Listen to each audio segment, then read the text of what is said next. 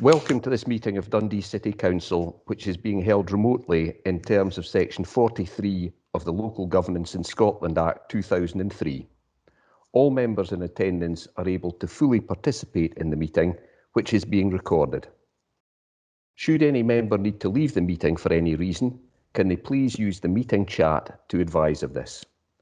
If a member loses their connection, they should make every effort to rejoin the meeting, but if this is not possible, the Committee Services Officer will note their absence for the remainder of the meeting.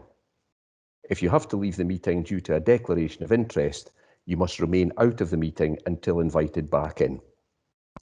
Would all attendees please mute their microphones when not speaking to avoid background noise, and turn off any smart speakers. Please start the meeting with your camera on. Your face will appear on the screen when you are speaking. If your connection is poor, you may wish to turn off your camera and see if this improves matters. If this doesn't help, you may wish to quickly leave the meeting and rejoin. If a member wishes to raise a point of order, ask a question, speak on any item or move a motion or amendment, please use the meeting chat when the relevant item is called. The Chair will then invite you to speak. Would members of the press and members of the public please not post messages in the meeting chat. Where items are for noting or where there has been no disagreement expressed, the Chair will call for any member who has a contrary view to indicate this through the meeting chat, otherwise the item will be agreed. Please would members not use the meeting chat for any other purposes, as those joining the meeting by telephone cannot see the chat and therefore will not be able to follow the debate.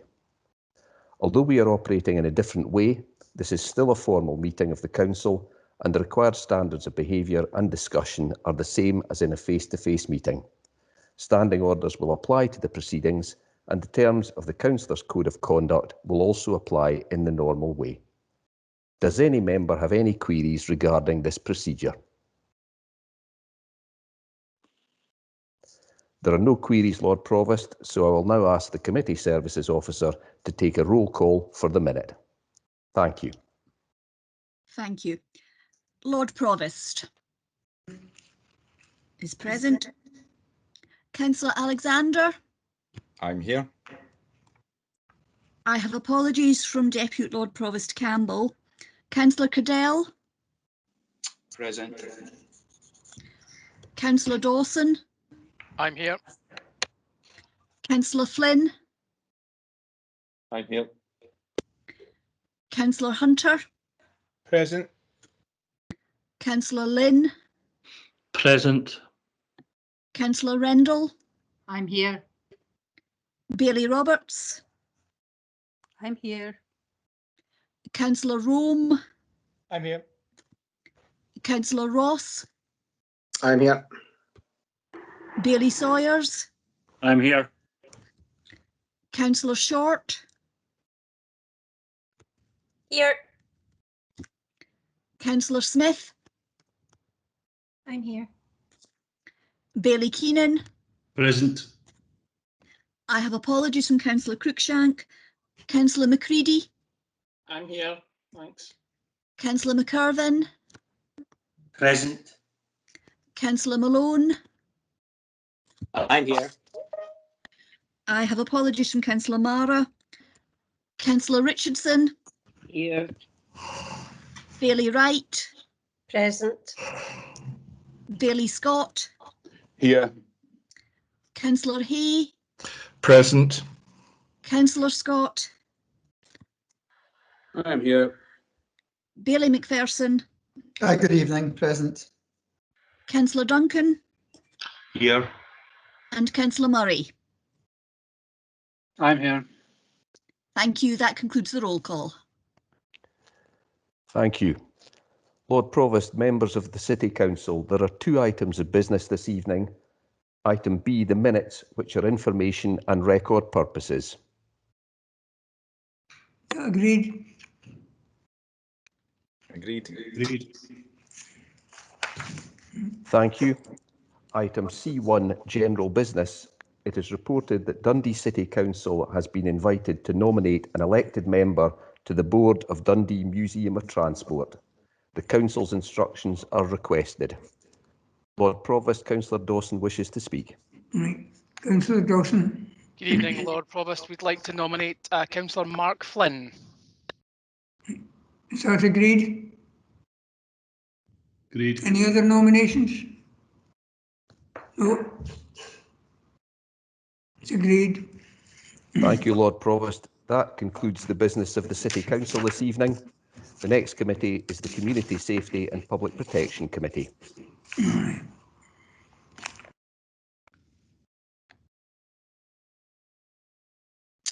Good evening and welcome to the committee. If we could introduce the agenda, please.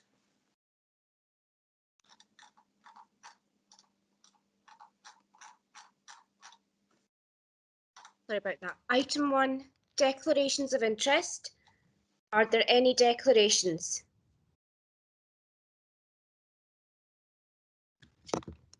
No. Item 2, leadership of public protection arrangements. You have the report before you. And we are just going to go straight into questions. And I see Bailey Wright has indicated she has a question. Bailey Wright. Thank you, Convener. I have a couple of questions. I'll give you the first one. It's item 2, paragraph 4.3.2. I think it's positive to see that the Council has invested in additional IT equipment to support the workforce to undertake their role during the pandemic. But I wonder if officers feel that we have got the right balance between what is delivered remotely and what has continued face-to-face. Have we had any feedback from staff and service users about remote delivery? And do you have any thoughts about this in terms of plans for the future? Okay, who would like to address Bailey Wright? I can start off and then maybe ask Glenn Lloyd to make some comment as well, if that's okay. Yep, thank you. Okay, so I think the first thing to say is that obviously there's been really careful consideration between our balance between what is delivered remotely and what we continue to deliver face-to-face with some of our most vulnerable citizens through our public protection arrangements. And I must emphasise, and I'm sure Glenn Lloyd will too, that we've continued to provide a range of face-to-face services across all our public protection functions, and where that's been in place, that's obviously been supported by safety measures, PPE, testing and vaccination for our staff. It's our intention at this stage that remote service delivery will remain a feature alongside the reintroduction of some face-to-face services as the kind of lockdown restrictions ease over time as part of our recovery focus. But the balance between that is absolutely been very carefully considered through service-specific groups. So we have operational groups working alongside each of the public protection committees and feeding back to service management teams, considering just what the right approach to that is.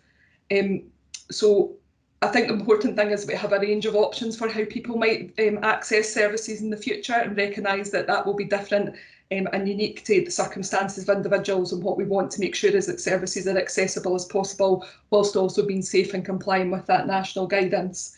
And I think it's important to highlight that in some areas, particularly through violence against women services, we have had some feedback from service users that remote delivery has actually been a positive thing and has helped a number of people to engage better and be more encouraged to engage with services.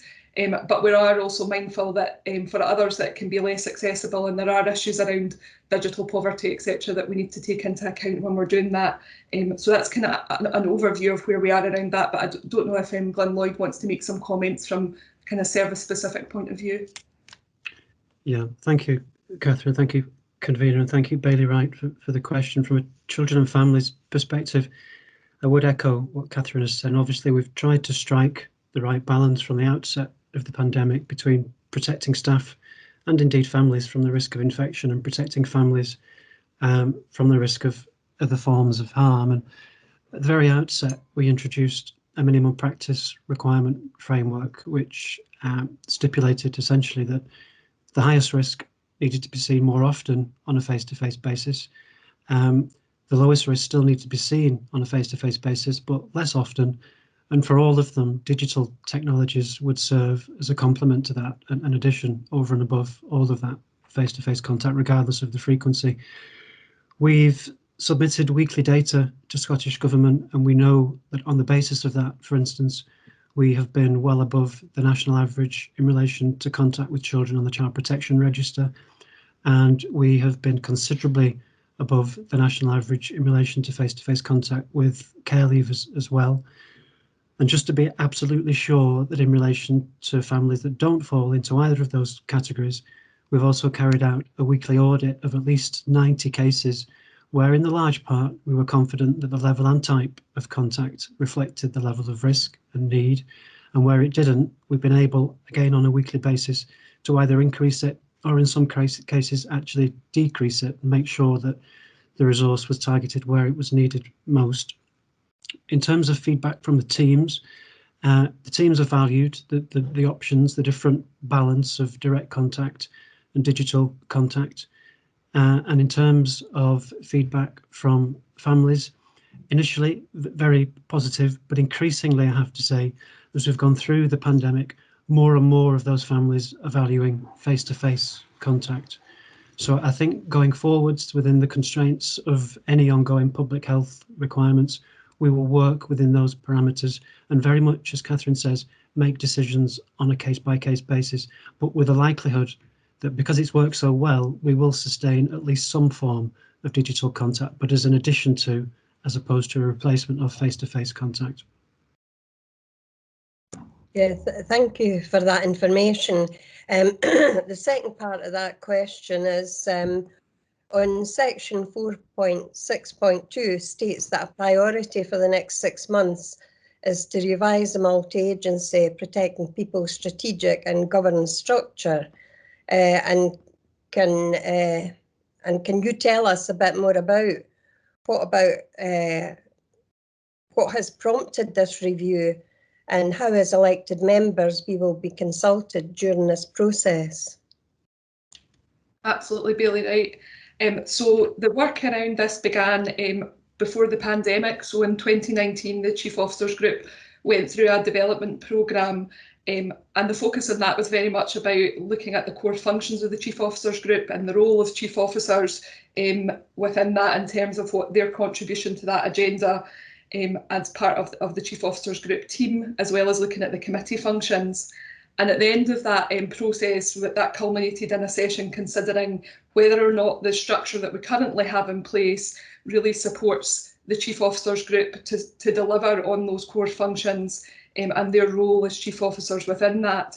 And I think at that point it was recognised that the structure that we have in place, our strategic and governance structure, has developed incrementally over quite a number of years now, and that perhaps it was helpful to take a step back and do a bit of a whole systems review. So we've been very much focusing on ensuring that form follows function and modernising the governance and strategic support structure to make sure that it is supporting the discharge of those core functions.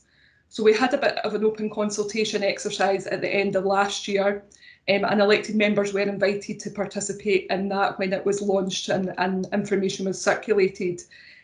We have got a briefing that's referred to in the report that we want to offer elected members in the coming weeks, and that we intend to cover that during the briefing in terms of a little bit more detail for members about the work that's been done to date and where we intend to go with that.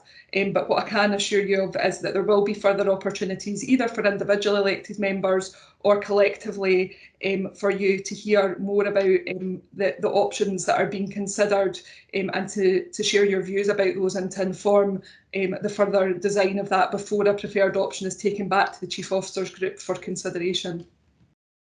That's very good. Thanks for that. I think it's always good to review our services, because if we can improve them, that's what we would want to do. And I'll look forward to the briefing.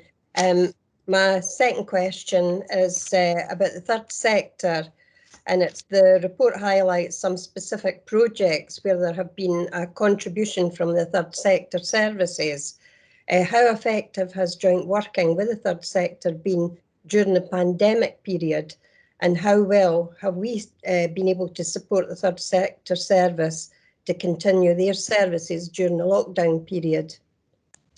Okay, so I think it's fair to say that third sector contribution has been absolutely critical in our frontline response during the pandemic period.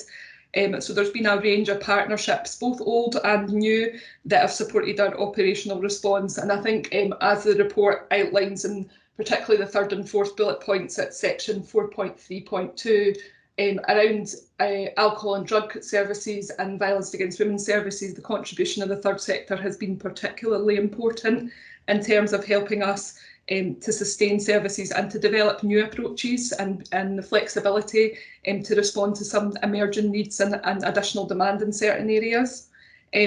So then that's been both through the third sector interface in Dundee and also in partnership with individual third sector organisations. Provider support and sustainability has been a really key focus for our social care contracts team during the pandemic period. So that's been a priority in terms of how we support third sector services. And that hasn't just been about the services we contract with, but more broadly for all health and social care providers because of their very critical role. So that's included support and access to PPE, access to testing for staff members and their households, and prioritisation within the vaccination programme in line with the government and JCVI guidance around that, as well as a lot of work that's gone into information sharing, making sure that providers are as up to date as possible with things like national training and wellbeing supports for their staff, national guidance, and also administering some of the functions around financial sustainability for particular third sector providers. So it's been a really close working relationship, and I'm glad to be able to say that that builds on the positive relationships that were in place pre-pandemic and gave us a really good foundation for developing that further. Again, I don't know if there's anything particular that Glyn Lloyd would want to add from a children and families perspective. Again, thank you, Catherine. Thank you, Bailey Wright. And again, only to echo really what Catherine has said, but in particular that the pandemic has given us an opportunity to accelerate the scaling up of the Fort system, which, as members will know, we were initially trialling in Lockheed, but is now operating across the city. And just as an indication of how successful that's been, alongside all the work and all the support Catherine's just described, there have been 900 referrals to the Fort system for wellbeing and capital grants during COVID, and 600 referrals for other forms of support. So the use of Fort has been a real opportunity for us during the pandemic, and one of the things we want to sustain going forwards. And one of the ways we will do that is by setting up a new alliance group with third sector partners, and that alliance group will jointly implement aspects of our approach towards the independent care review. It will explore the targeted, more strategic use of volunteers. It will explore the scaling up of the What Matters to You initiative, which at the moment is concentrated in Lockheed, and it will coordinate commissioning arrangements. So broadly echo what Catherine has said, that the pandemic has given us an opportunity to respond flexibly with the third sector and accelerate a broad number of different initiatives. Well, thanks very much for answering these. I think there's a lot of good work going on in the third sector, and I know that our staff have been sitting on the end of coffee tables and in their kitchens, and it's good to see that there's some changes and some people are looking into it. So thanks very much, Glyn and Catherine. Thank you. Thank you, Bailey Wright. Bailey Keenan. Thank you, Convener.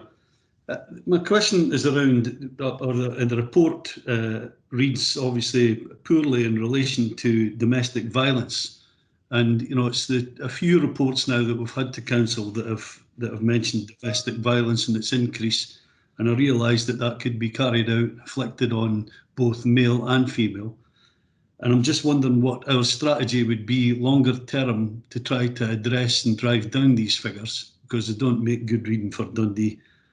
And a second question would be in relation to what support have we given to the organisations that work with domestic violence and the people who have suffered from it. What support have we given throughout the pandemic? Because I know that some of these organisations within the third sector before COVID we're struggling quite considerably financially. And obviously there'll be a greater burden on the resource that they require throughout the pandemic and if this sort of domestic violence continues. So I'm wondering what the overall position would be and how we can drive the figures down as well.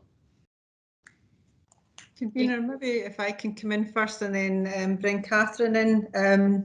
I think Bailey Keenan is absolutely right. This pandemic has been devastating in relation to domestic violence. The briefing note that was prepared and circulated recently to elected members hopefully though highlights some of the key achievements that we have achieved over the last 12 to 18 months, and also particularly how we've responded with our partners in relation to the challenges the pandemic has placed in front of us. And we continue to work with them to understand how those challenges need to be met going forward, and particularly in around the funding strategy and ensuring that the security of funding going forward. And a lot of discussion has been taking place with Catherine and her team and the Scottish Government in terms of how we take that forward and we get those issues highlighted. And I'm pleased to say there's been quite a bit of success on that front, and Catherine can maybe say a little bit more about that. And we're also looking at how our mainstream services work really closely with the third sector.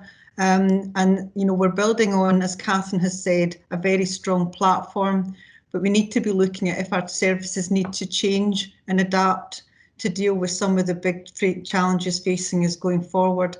And that's an area that I've been taking forward with Catherine and our team, just to see how we can look at our own services and how we work more closely with the third sector to deal with the changing demands going forward. And an example of that is the recent positive mainstreaming of the clinical psychology post based at Dundee Women's Aid is a good example of where we're working closely and looking at trying to secure proper funding streams for some of those key service delivery areas that we've been working through over the last year or so. But I'll bring Catherine in just to say a little bit more about the work that we've been doing. Thank you, Elaine. Yeah, I think the Violence Against Women Partnership has met more regularly during the pandemic period, and they've had an operational group focusing on delivery during the pandemic, Bailey Keenan, and I think that's focused on both how they adapt to some of the public health guidance and get that blended approach to delivery right. But in some areas, it's actually really accelerated some joint working, particularly mainstreaming alongside neighbourhood services and children and families, who've both been quite creative and prioritised domestic abuse as an area where they want to improve response within our own services, as well as working to help Women's Aid. So there's been some joint work with Women's Aid in terms of enhanced capacity in their children's service and alignment with the schools to be able to make sure that children are still able to access support. The IT investment has enabled us to keep going with our MARAC arrangements, which is case conferencing for high-risk victims of domestic abuse, both male, female and non-binary people, and within that context. So there has been quite a lot of support through the Violence Against Women Partnership around adapting services and making sure that response is there during the pandemic. As Elaine mentioned, there's been a lot of progress in terms of work, but both with the Council and also through contributions from NHS Tayside and other partners to resolve some of our immediate funding pressures. And there are a range of other funding applications in the pipeline that through Scottish Government and other resources that are helping us to address some of the longer term strategic issues. And in addition, we're also exploring with the Council and with the Health and Social Care Partnership how some of the COVID recovery monies can best be invested, because I think that we're very mindful of the commentary I'm sure people will have seen in the media around the potential for a kind of post-lockdown surge in demand, and being clear about having resources in place to be able to respond appropriately for that. So there's a lot that's happened. There's a lot we're still considering, and I think there's a lot that we may have to still respond to as we see how that recovery period goes and what that looks like in terms of demand on services.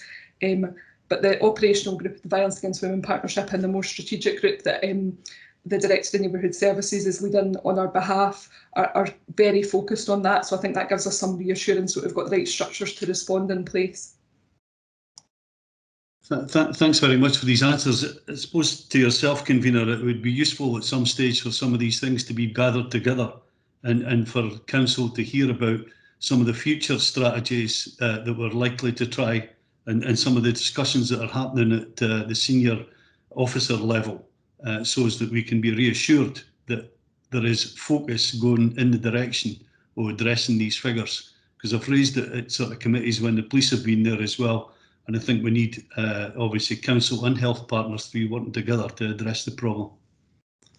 Convener, it would certainly be our intention, the briefing that Catherine referred to around protecting people, we would certainly want to touch on the issue of domestic violence and cover some of the issues Bailey Keenan has raised. So that would be certainly part of that agenda. Thank you. Thank you, Elaine. I see Councillor Richardson, you were looking to come in. Thank you, Convener. My question is also with regards to paragraph 4.3.2 and the risk register. I'd like to know to what extent is the COG assured that partners have robustly carried out and mitigated any high and significant risk areas identified over the course of the pandemic? I think the Chief Officers Group Chair, Andrew Todd, is on the call alongside the Chief Executive, who's the Vice Chair of the group, and I don't know if they would want to make comment on that from their positions within the COG in the first instance. Thank you, Catherine. Yeah, I'm delighted to respond to that one initially. The risk register as it is presented just now is relatively new. But what it does give us is the reassurance of the existence of the threats. So we've got sight on what sits within each of the areas of business, and what it also allows is a path of escalation to the COG for any direct intervention that we might need to bring to help resolve a risk that can't be mitigated within the group itself. As with any new documented process, there's a bit of practice familiarity about what needs to be escalated and what doesn't need to be escalated. But the benefit of the document set that we're using is it gives me as the chair the reassurance of all of the risks, because not all are escalated to us, but we are looking at them all, and where required we're discussing. That document's also followed up by a report from the independent chairs, which gives an overview and some of the flavour and context to some of the risks, and clearly the meetings themselves gives us an opportunity to develop them further. So I think it's an excellent piece of work that Catherine, supported by others, have put in place. It's landing well, as I understand it, with the independent chairs, and certainly myself as chair, I think it's an excellent product. But absolutely, we need to develop our tradecraft around it, so that we use the document as it's intended to drive our business forward, focusing on the highest areas of risk. Okay, so thank you very much for that. I do understand that any risk register is a moving document and needs to be updated on a regular basis. But it's just I was just looking to make sure that the people on the board were actually in the group were actually getting the assurance that they needed, that actions were actually being addressed, and the feedback was coming back to them in regards to the very high and specific risk areas. So thank you for that. Thank you, Councillor Richardson. Councillor Malone. Thank you, Convener. Thank you, Convener. My question is about the data that's contained on pages 14 and 15 regarding homelessness. And it may be me, but I don't understand the chat 10 on page 15. The narrative says that the number of homeless applications had gone up quite significantly post-May 2020, but has come down to similar levels. But the homelessness applications doesn't suggest that, given looking at the graph. It also suggests that the number of people in temporary accommodation and the people who have been offered accommodation and accepted it has pretty much flatlined. And if you actually look at the mean at the 14th of March, it's actually probably down on what it was in May. And I just don't seem to understand quite what the graph is actually trying to tell us. it suggests that there's a gap between the number of applications and the number of people being offered accommodation. And I would just like some kind of clarification on that. 'Cause I'm looking at a graph and I just simply don't understand it. It's probably me, but I just simply can't work out what the narrative is trying to say. Thank you, Councillor Malone. Elaine, are you able to come in on that one? Yeah, convener, we've got David Simpson on the call, so I'll ask David just to come in specifically just to give you an update on where we are with homelessness at this point. Thanks, Elaine. Thanks, convener. Yes, the position with homelessness at the minute is that broadly applications as homeless persons is similar to previous years. It has to a degree flatlined again.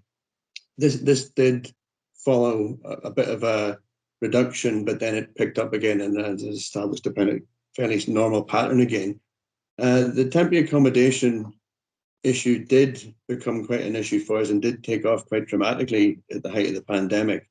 It has settled though, and we have managed with increasing our own provision of temporary accommodation to reduce the number of people in hotels and bed and breakfasts. But I think it'd be fair to say that the level of temporary accommodation being utilised at the minute is steady. It's high, but it's steady. There's about 400 people in temporary accommodation at the minute, and we're working to move them to more permanent accommodation. But I think we've got over some of the major challenges that homelessness presented during the pandemic in terms of the changing level of presentations and the nature of those presentations, particularly around the need for temporary accommodation.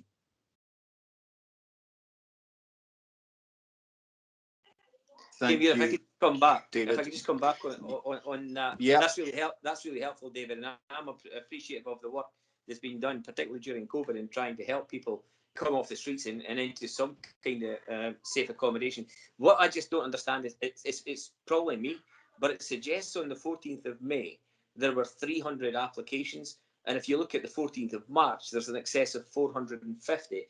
Yet the narrative says that the numbers are almost the same. I just don't understand that. Perhaps rather than on this call, would it be a suggestion that I maybe contact you directly, elected member, and maybe talk that through? Yeah, that would be really helpful, David. Thank you. Okay, thanks.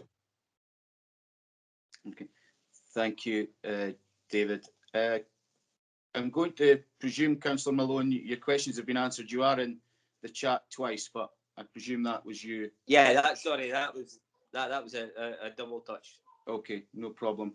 Well, I don't see anyone else then with questions on that report. So is this report agreed?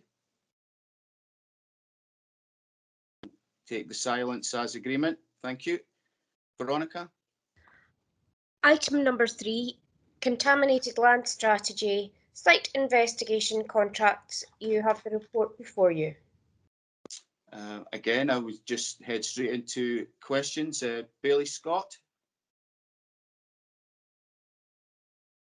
It's not a question, convener. It's a comment really about the Queen Street Garden, Broughty Ferry, the works that were done there.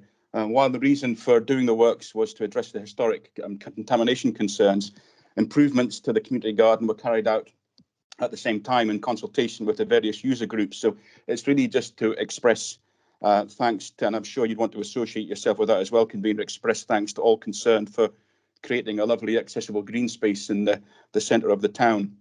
Apparently the contamination was as a result of the site likely being used as an ash pit for the boilers of the steam trains in the steam train era. So it was I thought it was an interesting bit of local history that was uncovered as well. Thank you for raising that, Bailey Scott. You're absolutely right, and it is an absolute hive of activity down there anytime you pass. So thank you for those comments. They're very much appreciated, I'm sure, by those groups that were involved.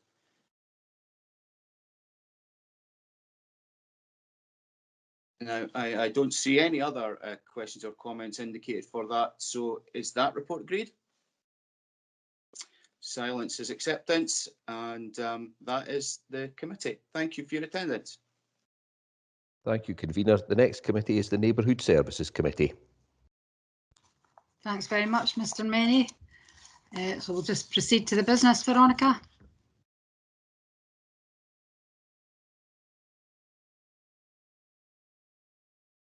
Thank you. Declarations of interest. Are there any declarations? No, thank you. Item 2, purchase of bins and containers. This report is for your approval. Thank you, Veronica. This is the annual purchase of recycling containers and skips for new build houses and things like completing the recycling facilities at our schools. And in addition, we'll be looking at new or replacement site recycling points in the coming year. I see I have a question from Councillor McKerven, please.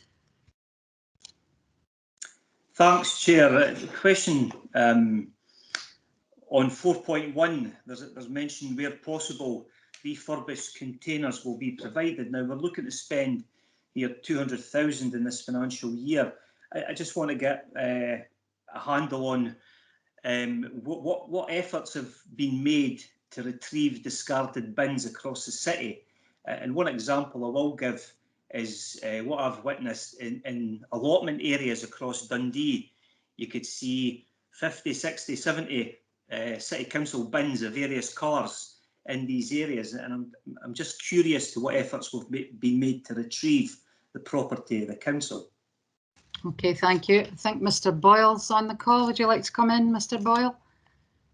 Thanks, Convener. Yes, I can advise that we've lifted just about 6,000 bins over the last couple of years. We're endeavouring to do that, but obviously at this moment in time we've got an issue in terms of resources due to the COVID absences. But it's something we're kind of working away at. We appreciate there is a number of bins out there. We do try and refurbish bins as well when we get them in rather than just purchase. But Councillor McKerven is right in saying that we've got nearly £200,000 worth of bins we're looking to buy, but we would try and repurpose bins before we do any of that. Okay, thanks. Are you happy with that, Councillor McKerven? Thanks, Chair. Yeah. Okay, thank you. With that then, can this be agreed? Okay, take your silence as approval. Next one, Veronica. Item 3, Dundee Sports Pitch Strategy, financial contributions to Community Sports Hub 3G pitch construction. Thank you. This is for 2 new synthetic pitches at Charlotte Street and Fairfield community hubs. We approved the continued development of the Dundee Sports Pitch Strategy at committee in 2019, and you'll see from the report that the capital funding recommended for approval tonight will only be released once the the remainder of the funding from other sources is confirmed. I hope you'll agree that the business case presented by the community hubs for the pitches is well thought out, and I commend the officers and others who worked hard to get the external funding required to go forward with this. I think I have a question from Bailey McPherson, please. Thanks, Convener. I completely concur with the points that you've made in relation to this excellent recommendation. But I have a specific question regarding the actual strategy, and if we can perhaps, and I'm not necessarily suggesting tonight, but I was wondering if officers would be willing to circulate to members of the committee an indication as to the sort of criteria they're using for the provision of sports pitches, 3G pitches, mugger provision and so on across the city to ensure that we get a fair spread of them for all the communities across Dundee. Now, I'll declare a little bit of an interest here because I have been in touch with the department about the potential for mugger provision at Lochee Park, which if I make the case a moment would help both my own the community in the West End ward and also the people in Lochee ward as well. But the fundamental question I've got really is if officers could give an indication as to the criteria that they're using to ensure that we spread this sort of excellent sports type facility fairly across all communities in Dundee.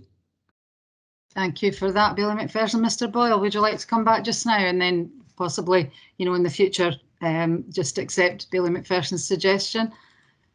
Yes, convener, thank you. Yes, and just to pick up on Bailey McPherson's comments, at 4.1 on the report, it makes reference to the previous Dundee sports pitch strategy, of which these actions are remaining kind of legacy points, if you will. So that is taking care of previous commitments that were made to make good on the community sports hub aspirations and the development of that. But Bailey McPherson is right in pointing out that there has to be a wider overview of how the allocation of some of these 3G pitches and sports pitch provision generally across the city is undertaken, and that has been looked at recently through the Sports Scotland Partnership Agreement, of which Dundee City Council and Leisure and Culture Dundee are partners with children and families. So we have got a game plan that we're working towards, and I think it would be appropriate to come back to a future committee with an update on that, convener. Thank you for that. Are you happy with that, Bailey McPherson? Yeah, I'm perfectly happy with that. I don't mind how an update to elected members is given, whether it's by email or a report coming to committee in due course. But I'm grateful to Mr. Boyle for his feedback. Okay, thank you. Councillor Rome, you've got a comment? Thank you, convener. It's not a large point, just to welcome this funding and just to highlight, as this report does, that the council's funding is not necessarily always the largest, but it's often key to projects like this. So it's great to see this going forward with council support, being able to unlock all the other funding sources. Yeah, thank you for those comments. Totally agree with you there. So with that, can this be agreed, please? Don't see any dissent. So next one, Veronica. Item 4, tenders received. You have various tenders for approval.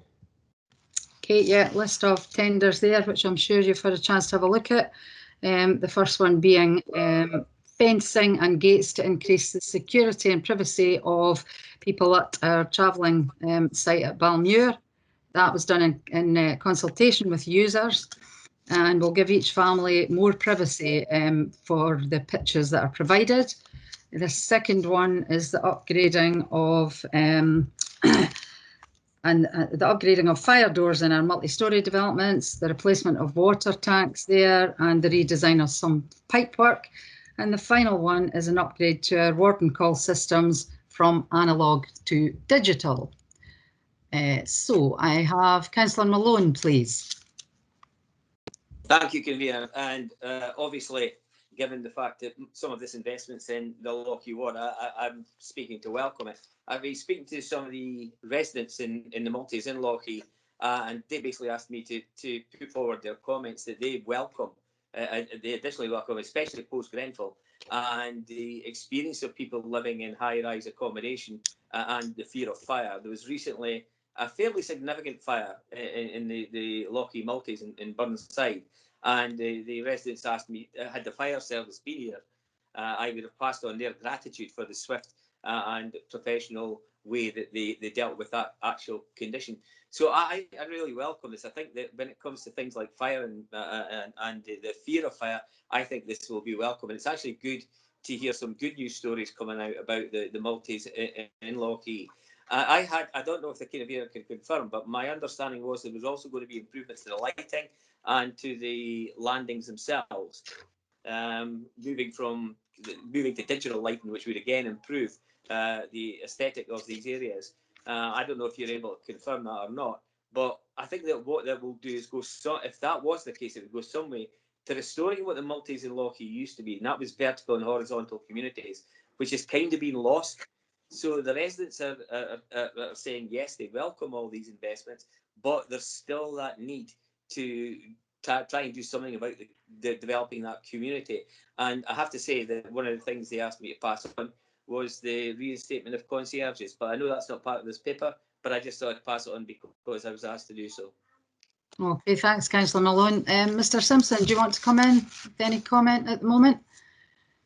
Yeah, I think quite rightly there's a lot of attention on the doors that are getting done within the multi-stories as part of our improvements, but Councillor Malone's correct, there's other associated works being done, including works to flooring on the landings, some of the works in the lifts and stuff associated with that. So I think it's quite a comprehensive planned improvement to our multi-stories to make them better quality of life for the residents.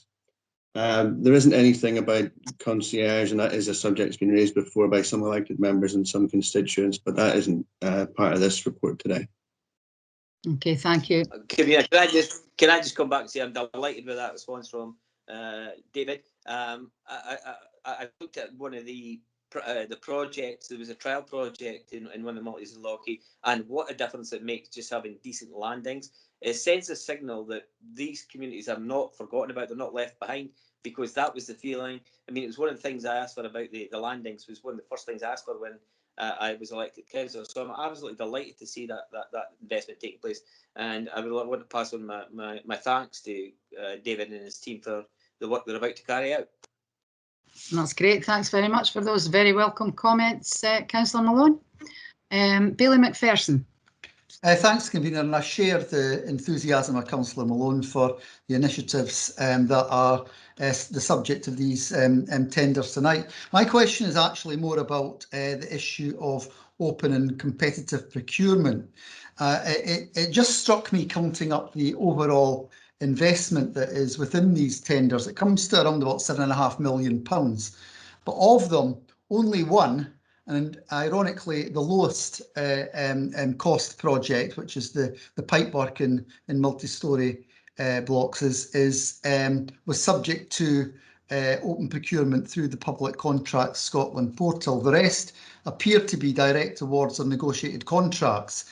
This has been a bit of a hobby horse of mine over the years, because I feel that where at all possible, we should, particularly for the benefit of local contractors, be competitively going out to competitive tendering from our best value point of view, but also to ensure that any local contractors who can benefit do get the opportunity to. Now, my fundamental question is, can officers give an assurance as to, or an explanation as to why it was largely direct awards and negotiated contracts in these cases? I do appreciate there are circumstances where there are a limited number of companies that can undertake particular types of work. I sort of get that. And I was just really wondering if we could perhaps in future have some explanation in tenders where it is not openly competitively tendered as to why a particular route was chosen. Okay, thank you for the question. Mr. Simpson, do you want to come back, or? I think it might be more appropriate if someone from City Development could respond to that one. Okay. I don't know if Neil Martin's on the call, maybe. Yeah, thanks, Bailey McPherson, for the question. I think it's a fair challenge for the council, not just on neighbourhood services reports, but city development and any other procurement. And the simple short answer is getting a balance. And I think in the circumstances of tonight, it's also so happens that there's a batch of tenders coming up that are going to construction services. But you're quite right in terms of the type of work, the nature of work, the proven track record of where construction services have been successful in the past. If I could use the MSD doors as an example, it's quite specialised in terms of what we're putting in, not just the door blanks, but the door frame and the ironmongery and what have you. And it is quite specialised. There's only so many companies that can certify that type of design. And what we're also looking at is in terms of life cycle costing, maintenance, and obviously construction services are involved in that for the long duration, not just the installation. So there's things that we're managing to build in where DCS can come back and get access through these doors without actually breaking them to gain entry when that's appropriate. And obviously that's going to save money on repairs or replacement in those instances. So there's a whole lot of ramifications that we try and take into account, not just the actual procurement route and method, but it is a balance that we do take into account on each project. Bailey McPherson. Yeah, thanks for that. I think, as I say, I think it's just very helpful if we get some form of explanation, but particularly when tenders are large. I think one of these is about 4 million. It's not an insignificant sum of public money. Yeah. And, I take your point completely. I mean, there is absolutely no doubt that there's, a good job is being done by construction services in these areas. I've no issue with that at all. But I do think it really is important that we, at the end of the day, we have to show best value to the, at the end of the day, you know, the public pay for all the improvements and services that we as a council provide. And I just feel it is important that we're quite clear that we don't, that where possible and where appropriate, we go out to competitive tendering, but also that we give a clear explanation as to why we've chosen a particular route if we've chosen not to do that. Okay, yeah, thanks for those comments, and we'll definitely bear them in mind. Thank you, Bailey McPherson. Bailey Keenan. Yeah, Convener, it's just really a comment as well. I take a different view, and I think the Labour group would take a different view from Bailey McPherson in relation to competitive tendering. As obviously we would like to see a community wealth building developed within the city, and these tenders coming in the direction of absolute local spends, creating jobs for people in Dundee, creating the apprenticeships for young people in Dundee, and I'm hoping that you know, as that is being developed by officers, that we'll be able to change the mind of Bailey McPherson about competitive tendering and look very much to the local businesses in Dundee to support the spend that is done locally. Because I think through a pandemic like we've had, the only way forward is to make sure that the money's spent very locally and that it's local people that get the absolute benefit of the employment that it can create, rather than it going out to companies way beyond Dundee and perhaps even outside the UK when it comes to some of these companies that have used tax havens there. Thank you, Convener. Thank you for the comment. I'm not seeing anything else in the chat, so with that, can that report be agreed? Agreed. Okay, thank you. I think that's the business. Thank you. Thank you, Convener. The next committee is the Policy and Resources Committee. Good evening, everyone. I'm conscious that we have had a number of very patient spectators, so we will move straight on with the business. Tracy? First of all, can I ask if any elected member has any declarations of interest? Any declarations? Nope. Okay. Sorry, Convener, I have. Sorry, I had noticed in the, it was quite slow in actually popping up there, but I had typed it. Yeah, just basically to say in relation to item 3, which is in my name, I declare an interest as a member of the Dundee Nablus Twinning Association. Okay, thank you very much for that declaration, and there's no others. Back to you, Tracy. Okay, in that case, I will report we have requests for deputations in respect of item 3, recognition of the state of Palestine, and also in respect of item 4, mainstreaming equalities report. Do you agree to hear these deputations? I think we'll take it broadly as agreement. I see nodding heads, so yes, thank you. So we shall move straight on to item 3, and first of all, can I welcome both Mike Arnott and Mary McGregor, who are going to take the first 7 minutes between them, I believe, and they will speak to committee on this item. So over to you, Mike and Mary. Thank you, Councillor, Lord Provost, councillors. Can you hear me? We can indeed. Good. The twinning of Dundee and the city of Nablus in the Palestinian West Bank 40 years ago has not only persisted, but widened, deepened and flourished.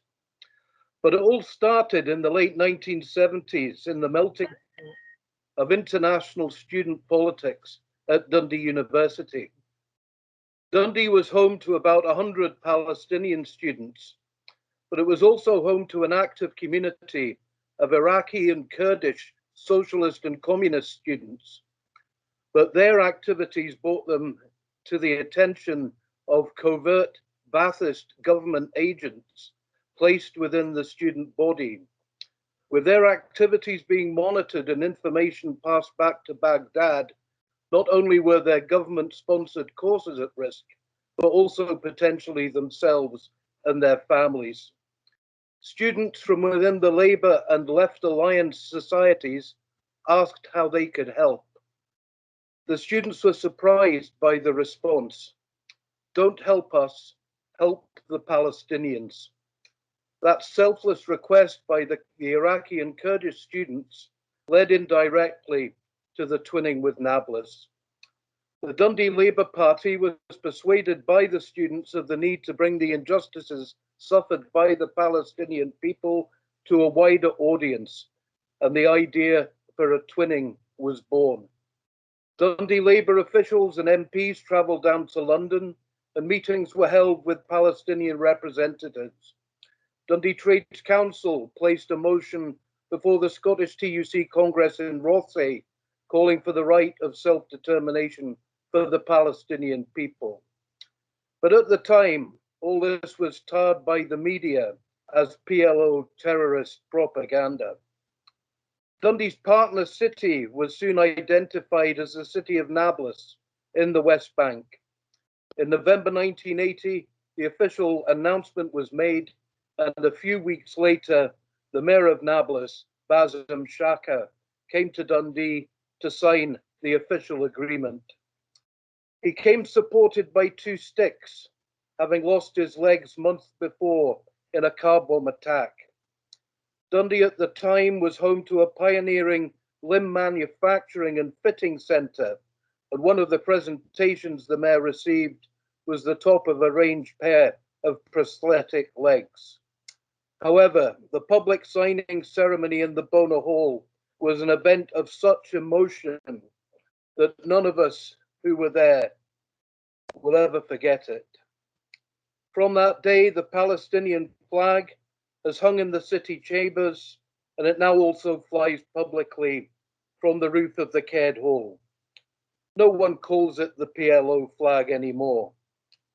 In the intervening years, an active Dundee Nablus Twinning Association was born, which coordinates regular visits of Palestinians to Dundee and cultural and educational visits. Further links have been made, bringing nursing experience from Abertay University to health workers in Nablus, students to study in our universities, educational links between schools. 2 films were produced, one showing Dundonians' experience in Nablus and another showing Nablusi experiences in Dundee. And Palestinian children have marched through the streets of the city on the Lord Provost Parade. One particularly inspiring and ongoing relationship began between Tayside Fire Brigades Union and their counterparts in Nablus. In 2009, 8 firefighters from Nablus were invited over to spend a number of weeks training at the Scottish Fire Services National Training Centre in Gillane and visiting establishments in Glasgow and Dundee. The following year, 2 fire engines and 100 sets of firefighting equipment left Dundee on a grueling overland trek to Nablus. 1 engine didn't make it, but the rest of the kit did, and are still helping to make a very difficult job a little bit easier. When the UK government was later given special responsibility by the EU to assist the Palestinian Authority with the training of emergency services personnel, it was logical to use the links already forged. So in 2011, civil defence coordinators from across Palestine came to Dundee and to Gillane. After 40 years, the call by the Palestinian people for justice and self-determination is widely recognised and accepted across the world. Dundee's decision to twin with Nablus has helped to bring that about. 138 nations have recognised the state of Palestine. In October 2014, the Scottish Parliament called for recognition of Palestine as an independent state and for the UK to open an embassy. In the same month, the House of Commons passed a symbolic, non-binding motion by 274 votes to 12, which called on the government to recognise Palestine. We'd ask you to please support the motion marking 40 years of the twinning. Thank you. Thanks, Mike. Mary, I'll pass over to you in just, you've got a minute or so left. Thanks very much, Councillor Ambassador. Lord Provost, I'd like to thank you for this opportunity to speak on behalf of Dundee Nablus Twinning Association. As Mike said, 40 years ago, last November, the courageous decision to twin with Nablus in Palestine was taken by the District Council. And in April 1981, the twinning agreement was signed in Nablus. So it's fitting that now here in Dundee, we're again discussing Palestine on the anniversary of that world-leading event. DNTA, unlike many twinning groups, has actually gone from strength to strength. And even during the course of the pandemic, we've hosted Zoom talks and events online, and we've been able to provide practical aid to communities and individuals who've been suffering the privations of the pandemic, as well as living under illegal Israeli occupation. And as Mike has said, our city's been enriched in so many ways by the twinning that there's too many to mention.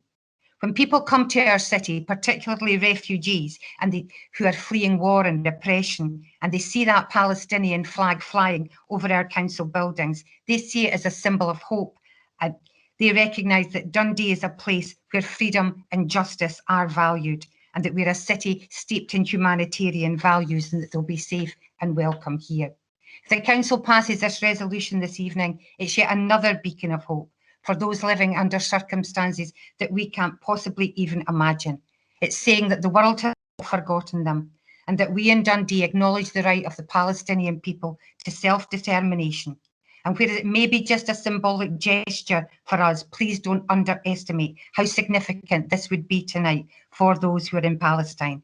They're well aware of this meeting, and they're looking to us once more to show our commitment to humanitarianism and justice. I urge everybody to support the motion. Thank you. Thank you both very much. As expected, passionate as always, and very articulate in what you're saying. So I appreciate both of your contributions. I see no questions to you at the moment, so thank you very much. Our second deputation, I'm pleased and can I thank him for his patience as well in sitting through the previous committees, His Excellency Ambassador Zomlot, who will now take the floor. Ambassador, you have 7 minutes to speak to our committee, and then we shall move on to the item to debate and decide upon the motion before us. So please, over to yourself. Thank you very much, John. And I enjoyed the last hour or so. It's a great honor to witness your great service to your community. Such a debate and such concern about people's real issues. So this is an inspiration, John. And you know, Lord Provost, my friends, leaders of the council, councillors, citizens of this great city of Dundee, my friends, what a great honor, really, to be invited to your historic meeting today. And I just had a quick taste of your great service and great discussion. Every great journey starts with a single step. 40 years ago, Dundee blazed the trail. It became the first city in the United Kingdom to twin with the Palestinian city, Nablus. And what a great city Nablus is, like Dundee. It did so in the face of fierce opposition that went all the way up to the UK government of the day. That initiative was successfully directed by local councillors and politicians, people of principles and values, as well as Palestinian residents there with you. I cannot mention all of them, I apologize, but I have to mention Labour MPs like Ernie Ross, who I had the honor of actually visiting his home just a couple of, less than a couple of years ago, in 2019, just before the corona.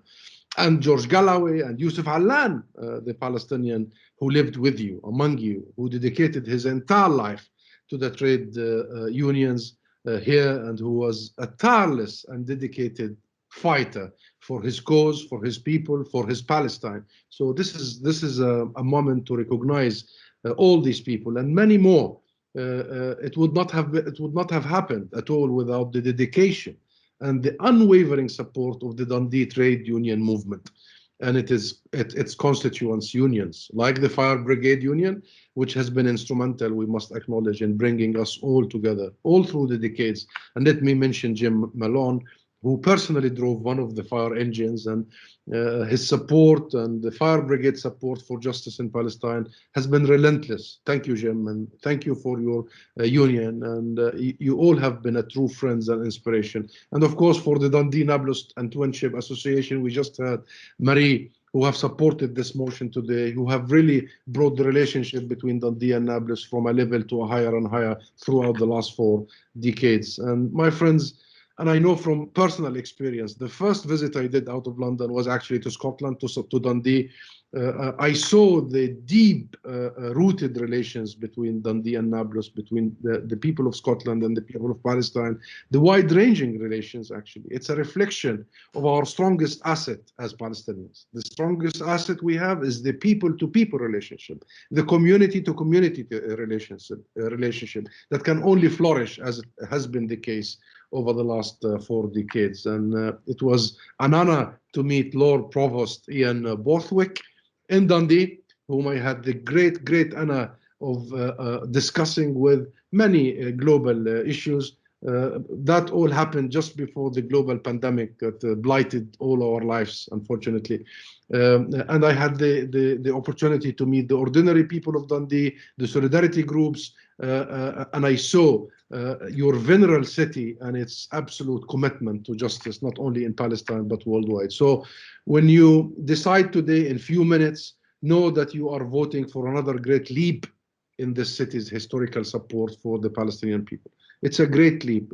You are about to do it yet again. Recognition of Palestine, recognition of the state of Palestine, of Palestinian statehood by you here today will again make history, as Dundee will become the first Scottish city to recognize the state of Palestine. The great city of Sheffield was the first in England, just upon my arrival to the UK in 2019. Of course, recognition at local government level is symbolic. We realize that.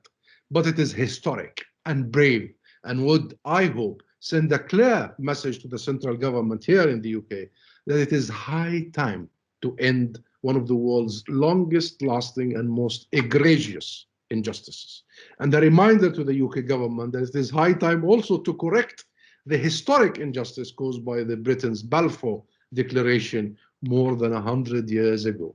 As you know, my friends, we have reached a dangerous impasse in Palestine of late. We are faced with an intransigent and expansionist Israeli government that is leading the international community by the nose and playing fast and loose with international law. We are suffering from the inaction of the international community and the reluctance to impose our own laws, the international laws, on Israel.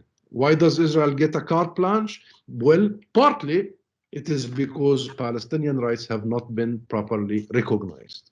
And that is the significance of today. This is exactly why you are about to make history.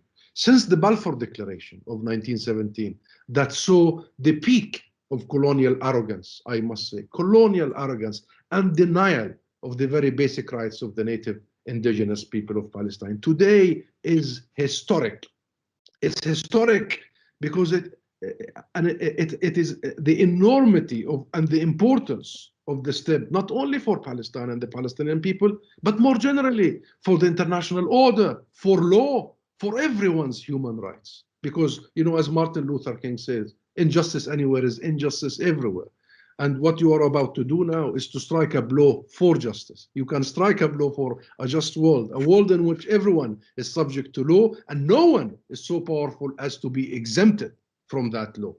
For far too long, my friends, the world has sat on its hands while Israel has been allowed to undermine Palestinian rights and to conspire against the very basic notion of equality for all. You don't. You're not sitting on your hands for 40 years, relentless, unwavering, rock solid. It has been a tide. All that disregard and inability has been a tide that has threatened to wash away efforts for a rules-based order to right the world wrongs and contain the strong, that they do not abuse their power. And that tide has been relentless. That tide against us has been relentless, but it has washed up against an immovable object. That object is us, we, the Palestinian people. We are, all of us, unyieldingly committed to securing freedom and justice and ending Israel's occupation and fulfilling Palestinian national and individual rights as called by the international law. We have remained steadfast, my friend. We will remain steadfast. The world has just witnessed, you have just witnessed, Palestinian heroism in occupied East Jerusalem only over the last few days. The national dignity that came with that mass movement, the resilience, the belief in our rights, and the readiness to sacrifice to end the injustice. We are not alone. You are with us. Your support means everything. We would not have been able to withstand without you. And it's not just here, it's everywhere, in the UK and worldwide, by grassroots movements, rights groups, unions, ordinary citizens. More than 70% of the world countries have recognized the state of Palestine. We are supported by the good people of Dundee, and that means a lot to us. Today, this city of discovery can strike out in yet new ways, forging a path ahead, because peace begins with justice, my friends, and justice in Palestine begins with the recognition of our sacred right, birthright of self-determination, the recognition of the state of Palestine. Today, you are taking that logical next step, my friends. It's a historic step in our long march to freedom. So for your bold initiative, for your vote, for your unwavering commitment to justice, for your solidarity and friendship with the people of Palestine, for your recognition of our rights and of the statehood. And on behalf of the Palestinian leadership and people, thank you. Thank you very much. Thank you, Ambassador. Another incredibly passionate speech, and I think we could feel the impact of, I suppose, the discussions and decisions that we'll be making tonight as well. I'll just quickly ask my colleagues if there are any questions at this point. And there are none, so can I thank you all for your contributions, and we will, as we normally do, take this item immediately. It is in the name of Bailey McPherson, so I will pass over to you, Fraser. Thanks indeed, Convener, and could I personally also thank Ambassador Dr. Zomlot, Mike Arnott and Mary McGregor for excellent and passionate contributions, demonstrating the need to recognise the rights of the Palestinian people and support this call to recognise the state of Palestine. I do have a motion, Convener, which I'm sure the officers will circulate, but I'll very briefly say it very straightforwardly notes the request from Dundee Trades Union Council and the Dundee Nablus Twinning Association that Dundee City Council should recognise the state of Palestine. Given the long-standing support Dundee City Council and the former District Council have had over a twinning relationship with Nablus, we recognise the value and the views and the rights of the people of Nablus. These rights, and in particular the inalienable right of the Palestinian people to self-determination, must be respected, and therefore my motion calls on committee to support the call for the City Council to recognise the state of Palestine.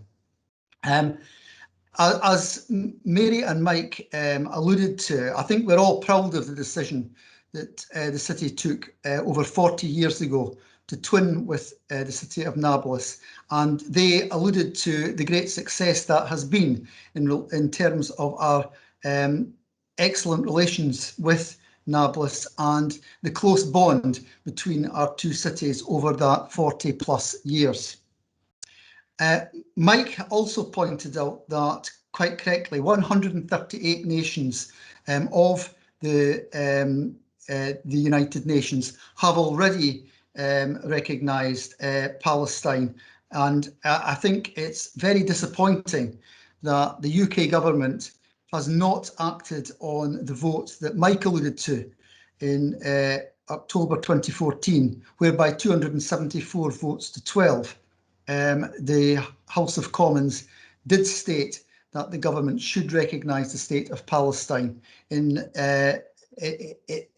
securing a peaceful and prosperous future for the people of Palestine. That is very disappointing, and I think it's really important on the part of us that we put as much pressure as we can on our own government, the UK government, to act on the decision of the House of Commons back in October 2014. And that's why I would also ask, in addition to what's actually in my motion, that we would ask, subject to the motion being passed tonight, we would ask that the Chief Executive writes to the Commonwealth and Development Office, as it's now known, the Prime Minister and the First Minister of Scotland, making clear the decision of the City Council. Dr Zomlett correctly highlighted that the City of Sheffield has, in local government terms, already taken the step that I hope that we will take tonight. And I think it's important, whilst it is symbolic, I think Mary mentioned it is symbolic, but nonetheless, I think it's important that local government puts its voice forward in terms of ensuring recognition of the State of Palestine, and that's why I am very keen, Convener, that and I hope we will have all party support for this tonight in the motion that I've put forward. So with that, Convener, I notice you know, we've already had an offer to second, but as I say, you know, very grateful, as I say, to Ambassador Dr Zomlett, to Mike and to Mary for speaking tonight, and I do hope committee will support this motion before us. Thank you very much, Bailey McPherson. And again, thank you for all of the contributions, because I think they have been absolutely superb this evening as well. And it'll come as no surprise that on behalf of the administration group, we are happy to support what is proposed and in front of us this evening. I have had the good fortune of working very closely with various members of the Twinning Group over the years, and I was reminding myself that it was 6 years in February since I stood with Mike Whiteford at Nablus Avenue as we unveiled the new signage that was installed in that location in my earlier days as a councillor, and I've certainly grown a few more grey hairs since that period. But I am incredibly passionate about the subject, and again, what we have heard this evening and what is contained within the motion that is put before us, while symbolic, I think is incredibly important. And as the Ambassador described himself, we have been a trailblazer before, and hopefully we will continue to be so long into the future in defending human rights in all of their forms in all parts of this world. And I will now pass over to Bailey Keenan. Okay, Convener, thanks very much. Obviously, I was prepared to second as well, but you're in there first, and I'm pleased then that the motion is likely to be carried, and we could be quite proud in Dundee that we've been supportive. Excellent that the Ambassador has taken the time to come along and join our meeting, and he made some really nice comments about the meeting itself, which we appreciate. Then I normally get that level of feedback from someone who could make quite good criticism, I'm sure, if he put his mind to it. The other contributions that were made by Mary and Mike to be welcomed. I think it gives us time to reflect on what the partnership with Nablus has been. The nursing exchanges and the student exchanges. I think I met some of the students when they were over here a few years back. Probably around the time when they joined that youth parade within the city, and found in conversation with them, you know, great children, great young people, excellent, you know, ambassadors for their own country, and you know, their country could be very proud of them, and their parents could be proud of them. But I think it's important that we see the rights of individuals. I think I'm doing a training course this week on human rights in relation to how we best scrutinise our own council and treat our citizens and their human rights well. So I think it's important that we adopt this motion and move forward. And you know, the work that I suppose Jim Malone could be credited for with that links with the fire brigade and individuals over in Nablus has got to be welcomed as well. So I think the overall position is that we've got a very strong partnership, and we should continue to try to build that. Thank you. Thank you very much, Bailey Keenan. I'll move on to Bailey Scott next. Thanks, Convener.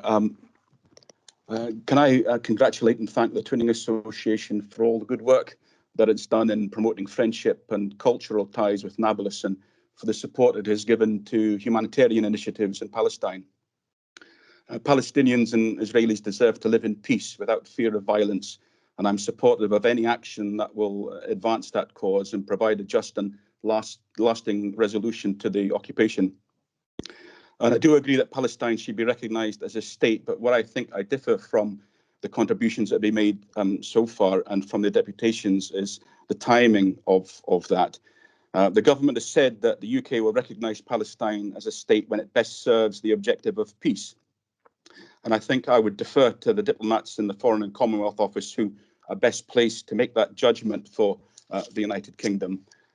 I do agree with the spirit and sentiment of the motion, and you can't help but be affected by the passion that came forward from the deputations tonight as well. But I think I would want to move that we just note the motion tonight and don't write to the Foreign and Commonwealth Office, the Prime Minister and the First Minister, as outlined by Bailey Macpherson. Okay, thank you for your contribution, Bailey. Scott, I'll just ask first of all if there are any other comments in relation to the item. No. Okay. Well, we've got the motion before us by Bailey Macpherson, and myself and Bailey Keenan have both offered to second, so either or. Bailey Macpherson, first of all, would you like the opportunity to sum up? No, other than to say that whilst I heard what Bailey Scott said, I certainly would want us, I think it's really important, in fact, that we write to the Foreign, Commonwealth and Development Office, the Prime Minister and the First Minister, and if necessary, I would want that encompassed in the motion, and certainly I would want that, you know, I didn't think it was going to be necessary, I just thought we would agree that, but given the comments, I think I would want that incorporated into the motion, and because I think it's very important if you're making a statement that you are recognising the state of Palestine, that you write to the UK government and that you write to the Scottish government, who I know are supportive. But nonetheless, I think it's important that we write to both our governments and the Foreign, Commonwealth and Development Office to make the city's position clear. I wholeheartedly agree with that. Now, Bailey Scott, you have indicated that you intend to move a variation, I suppose, from what's before us. Well, can I ask? No, sorry. Okay, would you like to come in? Well, no, I think Bailey Macpherson misunderstood what I meant is that while I feel that Palestine should be recognised as a sovereign state in due course, I think that that decision should be taken by the UK government when it best will serve the interests of peace. And as recently as last Thursday, the Deputy Ambassador from the United Kingdom to the United Nations at a Security Council briefing reiterated the UK government's position and said that the United Kingdom will continue to pursue a negotiated, sustainable solution to this long-standing conflict. It's our firm belief that the contours of such a solution remain a negotiated two-state solution leading to a safe and secure Israel living alongside a viable and sovereign Palestinian state based on 1967 borders with agreed land swaps with Jerusalem as the shared capital on both states. So while I have total sympathy with what's being promoted and the strength of feeling about it, I think I would prefer that the UK government decide when the best time to recognise Palestine will be, when it's in the best interests of the peace process to do that. So I would move that we note the terms of Bailey Macpherson's motion, but take no further action. Okay, do you have a seconder, Bailey Scott? I don't know. It's a free vote, convener for my group, so I don't know if I do. Thank you. Yeah, I'm happy to second Bailey Scott, convener. First of all, I would want to join with Bailey Scott and everybody else who's wished the Dundee Nablus Twinning Association well on its having reached its milestone of 40 years. As people have said, it was a controversial decision at the time, but as we've heard tonight, forming links with people from other parts of the world and different faiths can never be a bad thing. Now, like Bailey Scott, I don't pretend to be an expert on the real politic of the Middle East, but there are plenty of people in the Foreign Office who are, and if they think the time's not yet right to formally recognise Palestine as a state, then I'm happy to defer to their knowledge. I also note that this is the position taken by the vast majority of EU states as well. As Bailey Scott's also pointed out, there's no issue at all with recognising Palestine as a state. It's just when it's done, it's the difference between our view and the view of my view and the view of Bailey McPherson and others who are supporting his motion. There's been a long-standing policy from British governments of left and right. We look to a two-state solution to the Israeli-Palestinian conflict, and we can only hope that now we've proper leadership again in the White House, we can start to work towards that once more. So I will be seconding Bailey Scott's amendment. Thank you, Convener. Okay, we are in the formal position. Bailey Keenan, I will let you in just briefly if it's something specific. Convener, it was really just to make a plea to the Conservative group that, you know, the bit that changes between what they appear to be supportive of is the letter. And, you know, the letter is unlikely to change the minds of the UK government, but it adds the sentiment of Dundee City Council in taking it forward. And I would ask for them not to divide on that and, you know, and to just take things forward as they're proposed. And let's do it unanimously. You know, we've heard earlier about the sort of passion and the exchanges that there's been between a city that we're twinned with and everything else they appear to agree with other than these couple of letters going. Is the price of a stamp? And if it's down to that, I'll pay it myself. Thanks, Bailey Keenan. I'm presuming that there's no change in Bailey Scott's opinion, just to confirm before I move to the vote. Sorry, Convener, I wasn't able to get my button pressed quickly enough to come back in. No, it's not. Again, I think Bailey Keenan may have misunderstood me. It's not just an argument about the price of a stamp. And I totally agree with the spirit and sentiment of everything that's been said. What I differ is on the timing. So if Dundee City Council takes a decision tonight to acknowledge the state or recognise the state of Palestine, that's happening now. And acknowledging it now, my view is that it should be done at a time that best suits the peace process, which isn't now. And so that's why I've said that we note what's in the motion before us, but take no action on it. Okay, thank you, Bailey Scott. I think it's disappointing that we divide, but we divide nonetheless. So we will move to the vote. Tracy, over to you. Thank you, Convener. The motion by Bailey McPherson, seconded by Bailey Keenan, is circulated with the addition of writing to the Foreign and Commonwealth Office and the First Minister. The amendment by Bailey Scott, seconded by Councillor Scott, is to note the motion but take no further action. Convener. Motion. Councillor Cadell. Motion. Councillor Dawson. The motion. Councillor Flynn. Motion. Councillor Hunter. Motion. Councillor Lynn. Motion. Councillor Rendell. The motion. Bailey Roberts. Motion. Councillor Rome. Motion. Councillor Ross. Motion. Bailey Sawyers. Motion. Councillor Short. The motion. Councillor Smith. Motion. Bailey Keenan. Motion. Councillor McCready. Motion. Councillor McIrvin. Motion. Councillor Malone. Ictara motion.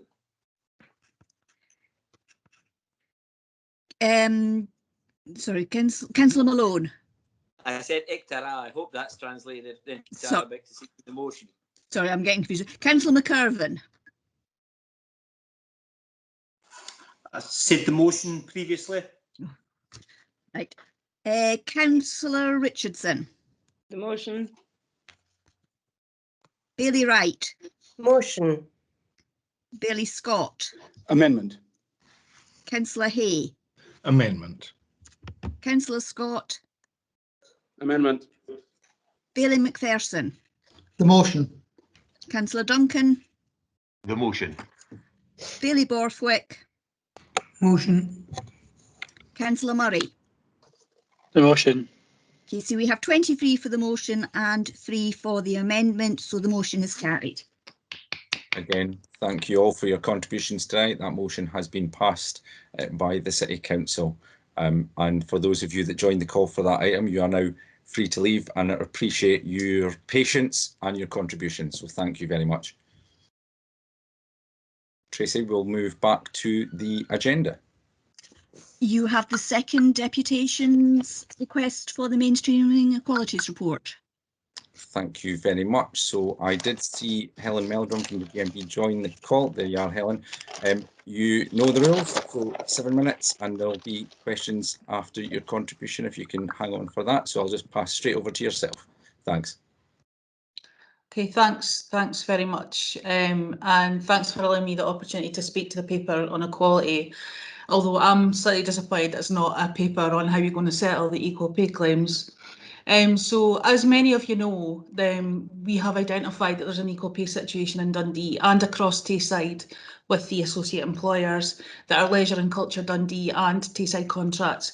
And what we've established through the Glasgow dispute is that shipping workers out to arm's length organisations doesn't mean that you can pass off any liability for discriminatory pay. And I want to make clear tonight that there's no ifs or buts about this. Women are being discriminated against every single day, and you have an opportunity to fix it. So for years now, what we've discovered is that men who work in construction services have been receiving discriminatory bonuses, and these consist of a number of bonuses. These include a productivity bonus and a fixed bonus, as well as lots of other small bonuses, including dirty money, and there's an entire list of them. Now, the productivity bonus calculation is something that's been really elusive to us, as this varies from post to post and contract to contract. And the methodology by which this is calculated seems to be elusive to the officers of the council as much as it is to us. So the fixed bonus is basically just additional pay that the men are paid for turning up to work. And women across Dundee City Council, Leisure and Culture Dundee and Tayside contracts don't enjoy this additional pay, and most are in receipt of very low wages. Now, neither do many of the women have access to the full-time contracts that the men in construction have, and there are many levels of discrimination within the council, but I'm here today to talk about the facts of the discriminatory pay system that operates, and I would hope that in future we can engage in discussions about how we end the structural inherent discrimination among women workers in terms of full-time contracts, etc. So in the last couple of weeks, I've actually received some really harrowing accounts from women members who work for your council regarding their level of pay and what it would mean for them to be paid the same as their male counterparts. This is money and time that's been stolen from them, and they'll never get that back. No amount of compensation will ever make up for that. But the members are happy for me to share these with you if you want me to later on. So one of the responses that I did receive from yourself, John, was that you've addressed the consolidation of the living wage and that this shows a commitment to working with the trade unions on pay. But the living wage could and should have been implemented long before now, and it isn't really anything to be celebrated. And in fact, we, as in GMB Union, we offered a model that would have been more beneficial than the one that was adopted on the basis that it costs too much. And I hope that you'll agree the irony of that, considering that a group of male workers have been having their wages propped up significantly more than everyone else through the discriminatory bonus scheme. And one thing I just want to add on this as well is that this is about raising standards and bringing everyone up. We don't want this to be paid for by cutting services or pay for anyone else. One of the most concerning things to me is that these equality reports keep being produced when it doesn't appear as though they've actually identified that there's actually an equal pay situation within Dundee. And indeed, when I've been looked at Appendix 1 of the paper, it says that there's several things on here. And it does say that the council will respond to grievances on equal pay in accordance with the council's grievance policy, and that you'll work in partnership with recognised trade unions to ensure the council provides equal pay. Well, I can assure you that as of today, the 26th of April, no officer of the council has approached us regarding the grievance that was submitted on the 3rd of February. And next Monday, that'll be 3 full months since these were submitted. So you have to ask yourselves, are you committed to equal pay or not? It also states that you'll work in partnership with the trade unions to ensure equal pay, and I have to ask as well, when do you plan on doing that? Recently, the leader of the council openly said that he will clean up the mess, suggesting that it's Labour's fault. And I'm going to be honest with you, and I hope that you all know me well enough now to know that I don't care whose mess it is, and neither do the women who are facing discrimination every day that they go to work for you. Sadly now, I see that the council has deployed the use of Clyde & Co, who are the go-to anti-trade union lawyers who advise Glasgow City Council. And their mantra is deny everything and concede nothing. Now that doesn't sound to me like there's a willingness to end the discrimination, and they got it catastrophically wrong in Glasgow. And if you allow them to continue to advise you to fight this, you're essentially sleepwalking Dundee into being Glasgow in 10 years. One of the things that the councillors were being briefed in Glasgow was that you would be personally liable for this. But if that's what you're being briefed on, then they're briefing you incorrectly. That is not true. What this sounds to me like is that you're actually putting your heads in the sand and wasting taxpayers' money to deny women what they're owed. Glasgow spent tens of millions denying women justice. How much are you willing to spend? I've had responses as well to say that officers are engaging in job evaluation for the craft workers, and that's true, but that's completely irrelevant in terms of being able to fix the equal pay situation that you're in at the moment. Now, job evaluation for craft workers is meaningless in this context, and actually the ET3s that have come back from yourselves have alluded to that as well. So Helen, this will be... You've got a minute left and then I'll ask for questions. Thanks. This will be resolved in one way or another, and it'll be either industrially or in the courts. And every day that you allow it to go on, you are discriminating against women and the liability increases. Thousands of women are being underpaid and you know it. Dundee is not Glasgow. You're in a unique position here. You're either on the side of the women who are being discriminated against or you're on the wrong side of history. You can't call yourselves a council or party of Fair Work when you're overseeing one of the biggest equal pay scandals in Scotland, and you have to decide whether it's the officers or the elected members who are in charge. In terms of the paper that's before you, you have to decide whether it's just a meaningless paper or a tick box exercise, or whether you're genuinely willing to eradicate discrimination for women workers, in which case please come and talk to us sooner rather than later. Thank you. Thanks, Helen. I appreciate that. You've got 2 questions. So first of all, Councillor McCready. Thank you very much, Convener. Thanks very much for the deputation. That was very interesting and indeed challenging. Can I ask, Helen, you mentioned, you know, the impact this has on members, and you said that you had some evidence about that, I think. So I just wonder if you could, if you've got the chance to kind of briefly give us a bit of background as to what the impact you think this your equal pay claim and the inequality you're claiming in pay is having on your members. Yeah, sure. Thanks for that. I think that you know, obviously in Scots law, the settlement can only be backdated 5 years, but 5 years for several £1,000s a year is quite a significant amount of money for women. Now, the message that's coming through loud and clear is that it would have meant a much better quality of life for our members. I can actually just read a couple of to you here, actually. They're saying it would have meant a better quality of life. They wouldn't have had to take on a second job. Not having to watch how many baths they have to have as they can't afford to put more gas in the meter, not putting heating on, may be able to afford to pay the bills every month.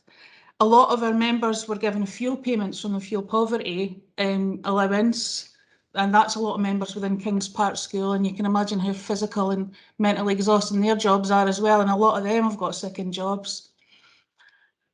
One person here has said that it would mean they were mentally drained or physically worrying about how they're going to be able to survive each month, how we'd be able to afford clothes for myself and my children, and how they're struggling every month to live on the wages that they're receiving at the moment, not being able to reward their children when they're doing something well, not being able to afford holidays or fix their cars or fix things that are going wrong with their homes. Somebody said that they've had to go bankrupt because of the debt, because they couldn't take on extra work because of the childcare that they have. And I think what it does show is it shows the dedication of a lot of the staff as well, that they're willing to put up with this, but they shouldn't have been willing to put up with this because they should have been getting paid significantly more in line with the men. And there again, someone else is saying that they couldn't afford a fridge freezer. That's just disgraceful. And someone else has said they had to have a second and third job on evenings and weekends. That's the theme that comes through for a lot of our people. And I know that I touched on it when I was speaking as well about how they've had to take on second, third, fourth jobs. And, you know, this is time and money they will never, ever get back. And so many of them are part-time as well. I was actually in a meeting a couple of weeks ago where a manager said to me, they will never get a 37-hour-a-week contract. Why? You know, and that builds into all of the inherent discrimination that I touched on as well. Why is that not the case? Is it because they're women? And that certainly seems to be the theme that's coming through. Okay, thank you. Councillor McGilvran next. Thanks, Chair. Helen, thanks for your deputation tonight. And you're right, you provided a snapshot of what a lot of us know and see in real life for what affects people. You mentioned in your comments GMB wrote to the council on the 3rd of February, and as of today you're still waiting, 3 months you're still waiting on a response.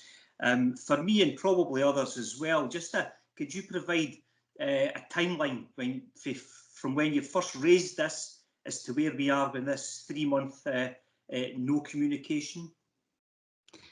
Yeah, so the grievances were submitted on the 3rd of February. We received a response, I think a couple of weeks later, or a few days later, to say that you know, acknowledging the grievance, but that legal advice was going to be sought. And I think I've had 3 responses. I think I've written to John 3 or 4 times now. You know, given the opportunity to fix this, because it is absolutely within his gift, within your gift, John, to fix this. As far as anything else goes, we've not had any contact at all from any of the officers to discuss progress in settling the claims, how they're going to end the discrimination, how we're going to end the historic discrimination, what they're going to do moving forward, because every single day that this is allowed to continue, the liability increases and women are being discriminated against every single day. And as I said, the only thing that we've had back was on Friday, we got some of the ET3s back, you know, the response to the employment tribunals. And I was really, really disappointed to see that Dundee City Council and the associate employers have adopted or deployed the use of Clyde & Co, which is notoriously going to just continue to tell them to fight it every step of the way. And, you know, there is discrimination happening here. It doesn't have to be that way. Dundee is not Glasgow, and I sincerely hope that this isn't allowed to continue in the vein that Glasgow went, because even now, despite the fact that Glasgow City Council settled the claims a couple of years ago, they still did nothing to end the discriminatory pay system. So there's now hundreds of millions of liability you know, that's still going, and there's a lot of to and fro about whose fault it is. And like I said, I don't care whose fault it is, and our members don't care whose fault it is. They just want to be paid fairly for the work that they do, and I'm sure that you do as well. Okay, Bailey Keenan next. Yes, just a comment to start with. I mean, from a politician's point of view in Dundee, you know, I was unaware that we have a potential problem in relation to an equal pay claim, because any questions that I've asked of officers in the past have been that equal pay claims were settled. So, but you've identified something that you believe that needs to be addressed. I'm wondering when you started to notice that, and obviously you're saying that 3 months ago you brought it to the attention of council officers, and you know, I'm hoping that sometime soon they'll get around the table with you to try to thrash things out and look for that level of compromise. But if I was asking you know, you mentioned quite a number of things that people be affected. It could be, you know, they couldn't afford the holiday or putting heating on or whatever.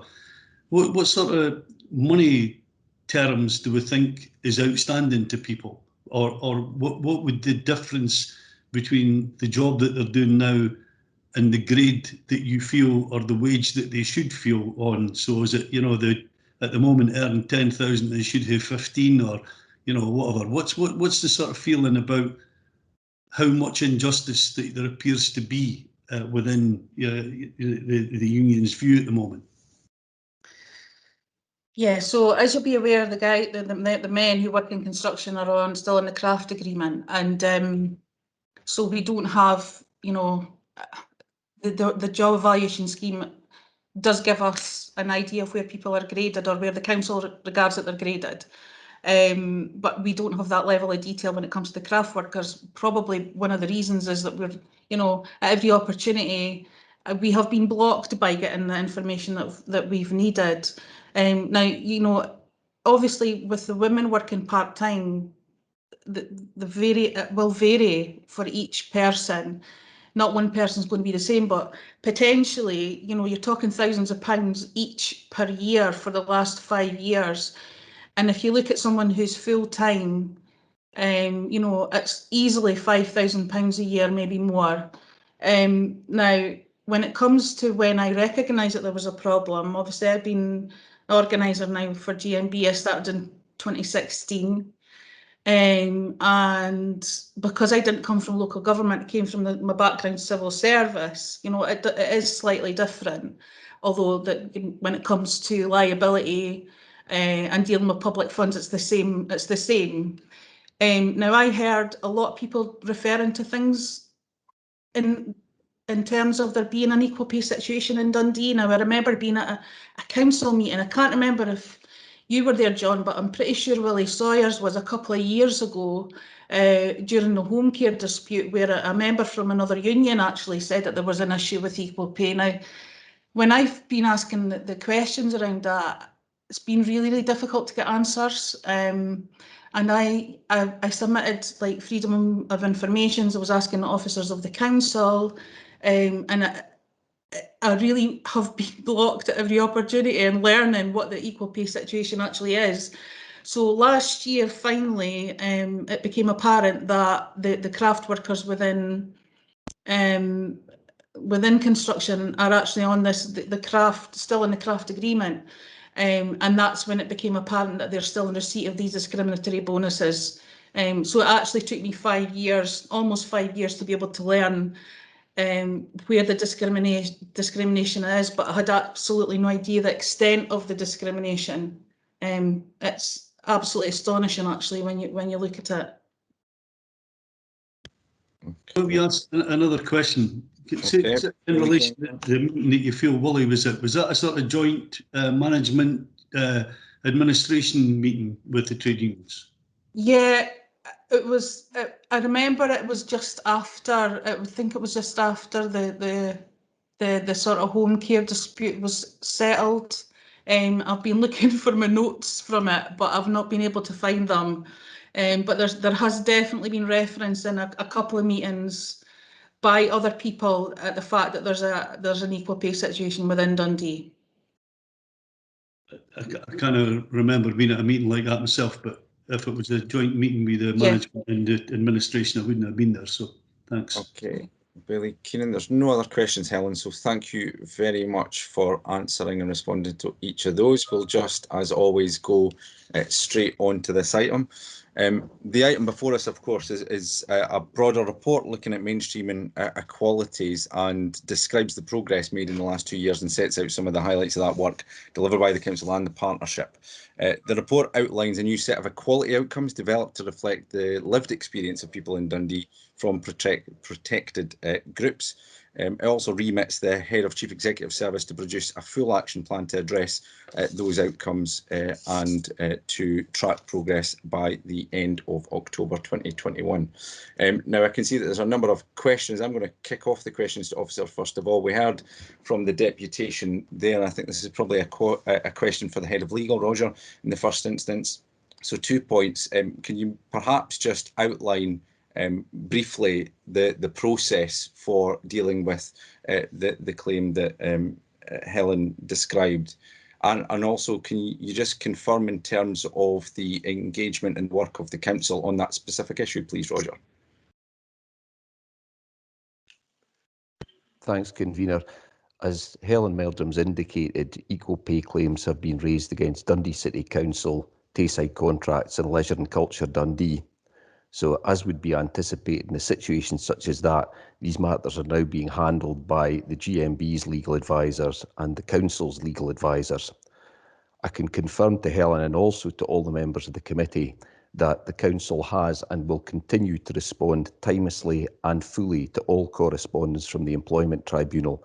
And at this stage, there are no outstanding matters from our end, and we're waiting for further information from the GMB solicitors. Okay, thanks, Roger. And can you maybe just briefly outline the process for how that's dealt with?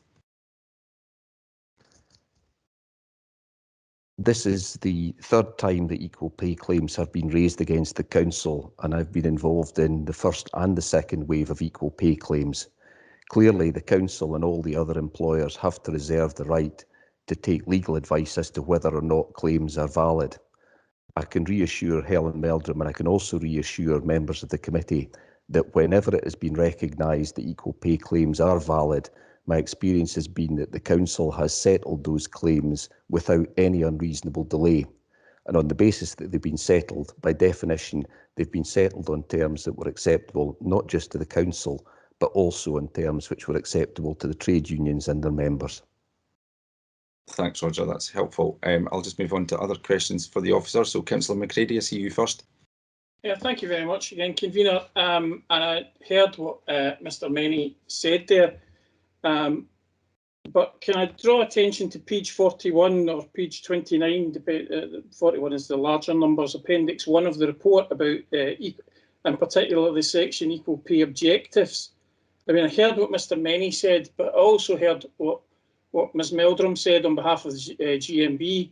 And I wonder, given the bullet points that are there under equal pay objectives, I think particularly the first two, in my opinion, would it not be that, I know Mr. Menny was setting out that we may be heading down in a legalistic road on this, and that may be the way that we have to go, but would it not be the case that if we're to abide by the principles that are there in those first two bullet points in particular, that the Council should engage with the GMB and any other trade union at an earlier point? You know, I mean, far be it for me to suggest that anybody shouldn't get business, but, you know, I mean, is there not a way of trying to find a way of settling this without, you know, without engaging lots of legal teams? I wonder if any officers have got any views on that. I think it maybe comes back to the question of process in terms of how such claims are submitted and then dealt with. I don't know, Roger, perhaps you want to come back in on that point? Well, Convener, at the moment, I don't understand that we've received any proposals for settlement from the GMB solicitors, but should we receive any proposals from settlement, they would obviously be considered in the usual way. Thank you very much for that clarification. Councillor McCready, anything else? Yeah, can I come back? I mean, I do get that we may be heading down a legal road, but I mean, I think that we've got a paper in front of us that says that our objectives are to regularly review pay and reward systems to eliminate any unfair, unjust or unlawful practices that impact on pay, and to undertake equal pay audits to monitor the impact of pay structure and report the findings to the council management team. It just strikes me that, you know, we could possibly be a wee bit more proactive, but I do hear the answers that I got from Mr. Menny, so thanks very much, Convener. Okay, thank you. Councillor Malone next. Yeah, I'm very appreciative of the deputation, but my comment isn't actually on that part of the report. It's about the summary of minority ethnic groups by grade section on page 53. And I was looking particularly at the data around teaching, and I just wondered if I get some comment from officers. If you actually look at the probationer teachers statistics, 1 in 3 people who are probationer teachers at the moment are from a minority group.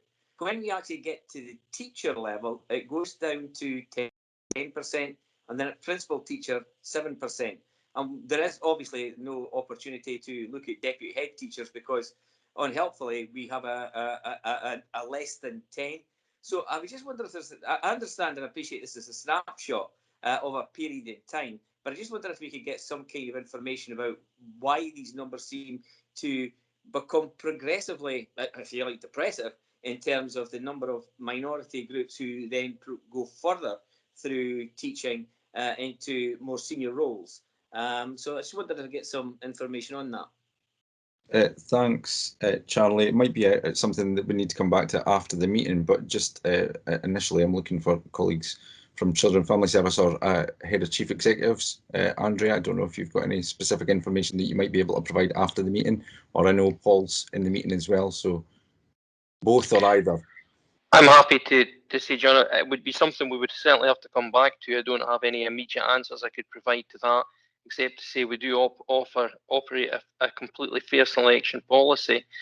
Sometimes with probationers, Dundee's not always their first choice, and there's quite a lot of movement across Scotland at the end of the probationary period. But really, without looking at this in more detail, I don't think I would be able to provide something that's comprehensive to Councillor Malone's question. Okay, thanks. So, Councillor Malone, officers will take that away and follow up with you in terms of any other information that we might be able to provide. Okay, thank you. Because I am just minded of your own comments, Convener, that we want the provision of services in Dundee to look like the population of Dundee. So it's really helpful if I could get some information on that. Thank you. Absolutely, thank you. Councillor Duncan. Yeah, thanks, Convener. Just said there's quite a lot to actually welcome in this report to cover several areas, and I'm just reminded that the Equality Act 2010 actually lists 9 protected characteristics that we should all be aware of which people were seeking to help. If you look at page 13, what I'm concerned about, although it's in the circumstances understandable, is it does say that the impact of the pandemic, the COVID pandemic, has been particularly disproportionately harsh on some of these protected groups. So that's just an observation. But my real question really is further down the page on page 13 when we get to lived experience and engagement. Because to make anything work, I'm a big fan of engaging with the public and stakeholders. Now, what we've been able to do over the last year has necessarily been limited by COVID. But I'd just like to know from officers, what fuller steps for consultation are we now proposing to undertake so that we actually form a true picture of everyone that we're trying to help? Thanks, Councillor Duncan. I'll bring in the Head of Chief Executives, Andrea. Yeah, so it has been very difficult during the pandemic to engage. We have done some engagement, but it has been mainly online. So the plan would be to do further engagement during this next 6-month period. And again, we will need to look at the restriction levels as we go through the next period. We might be able to do it in smaller groupings. So we do have some different groups that we work with across the voluntary sector and across all the different communities, particularly the protected characteristic groups. And it's those sort of detailed discussions about the actual detailed actions that would sit underneath the outcomes that we want to get into with those groups, so that when we make the actions and the measures, that they're actually going to make a difference this time. Under fairness, so you'll know that we've done some surveys. So we have done some survey work and we've got some basic information, but we want to build on that in this next stage. Thank you very much. Sorry, I took a drink at the wrong time there. Thank you very much. I see no other questions on this. So again, I'll take silence as agreement. Is this report agreed? Okay, thank you very much. Tracy, we'll move back to the agenda. Okay, that takes us back to item 2 on the agenda, the minutes of the Pension Subcommittee and Pension Board of the 7th of December and the Personnel Appeals Subcommittees of the 15th of December and the 15th of January. These are for information and record purposes. Yes, this agreed. Yep. Okay. That then takes us on to item 5, because we've dealt with 3 and 4. Best Value Assurance Report, BVAR Action Plan Progress Report. This is for noting.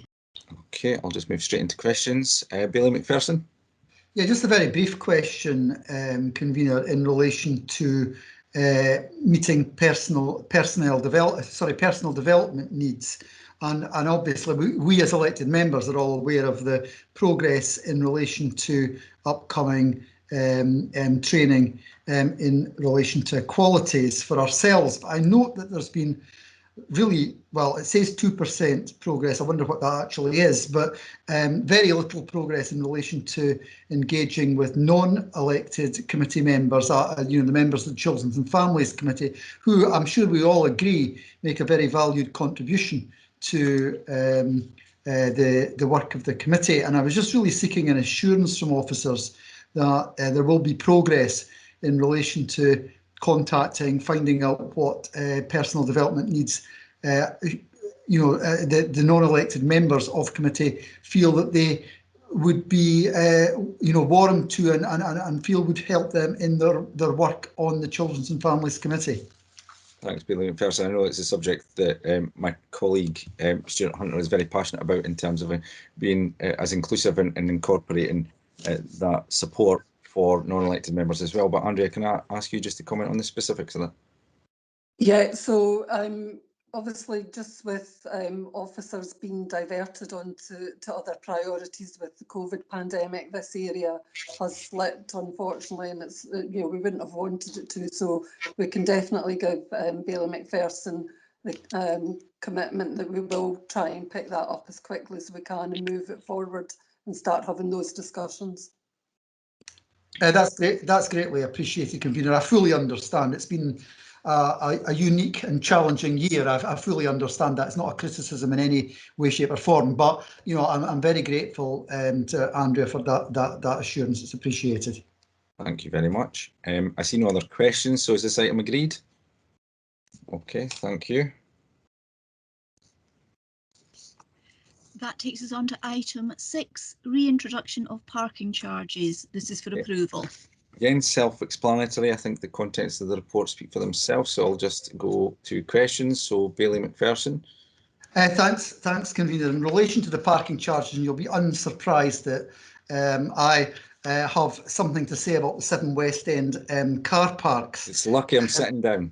Yeah, and whilst welcoming the fact that they would at least get free parking until September, the assurance that I'm seeking before I were to agree, because I do have an amendment up my sleeve, before I would agree to that, is an assurance that the consultation on residents' parking schemes is completed in place and a parking scheme is introduced in time for that date, 27th of September.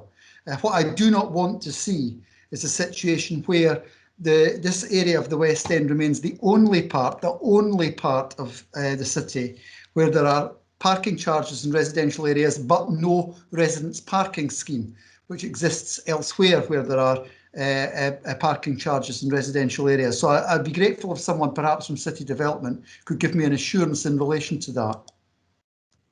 Okay, I'll look for officers from City Development to come on. I'll answer that if that's okay. Thank you, Ian. Unfortunately, the consultation on residents' parking was suspended due to the coronavirus pandemic and the restrictions on having face-to-face meetings. The 2 reasons for that was, 1, so we didn't lose engagement with the non-digital connected audience, and secondly, because the pandemic would skew opinion results, because the norm, undertaking a consultation at a time where the norm of parking was significantly different from pre-pandemic and likely post-pandemic with lockdown restrictions and so forth. So at the moment we're planning on recommencing the consultation exercise in the summer once the restrictions are lifted. We plan to bring back an interim report by the end of the year on the findings of the consultation and proposing a design, depending on what comes from the consultation exercise, to take forward for a secondary consultation in the new year. So for those reasons, we won't be able to complete the proposal and have a scheme in place by the September date proposed.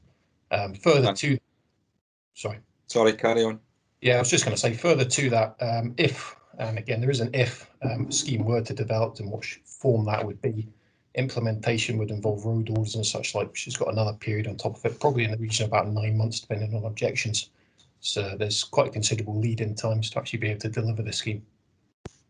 Okay, I think on that basis, Bailey McPherson, you'll have your amendment. Yeah, I will have an amendment. I notice Bailey Scott also has a motion, but could it, as I was in first, if officers could maybe just share it. The basic point is very straightforward. It just says that committee accepts the recommendation to reintroduce parking charges for all on and off street locations from the 10th of May. I think we'll accept. I mean, what have we lost? Something like 4.1 million in the last year. So I've no problem with the substantive point, but my amendment says, with the exception of the 7 West End car parks, where the reintroduction of charges should be deferred until the commencement of a West End residents parking scheme. Okay, thank you, Billy McPherson. I'll just check, have you got a seconder for that? Okay, Councillor McCready, do you want to come in?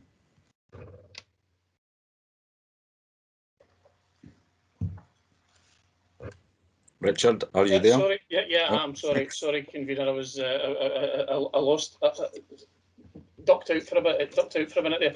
Yeah, I mean, I'm happy to second Bailey McPherson on this one. I think you know, the point has been made time after time that if we're going to start charging for car parking in the West End, then we need to be in a situation where the people of the West End are treated in the same way as everybody else, and that they have some opportunity to take part in a residents parking scheme. I think that's really important, and I've made the case time after time that we've kind of got it the wrong way around, that we started charging before we had the residents parking scheme up and running. So on that basis, I'm happy to second Bailey McPherson on this item tonight.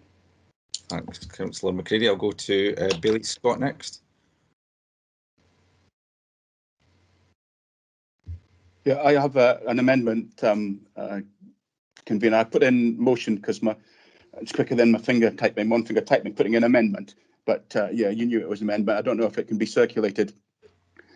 From the one that's flashed up, it does look as if there's something gone wrong with the typesetting, and it seems to have moved everything around a bit. So I hope it's clear enough for people to, yeah, I don't know what's happened there. It seems to have left in, it wasn't sent like that, I have to say.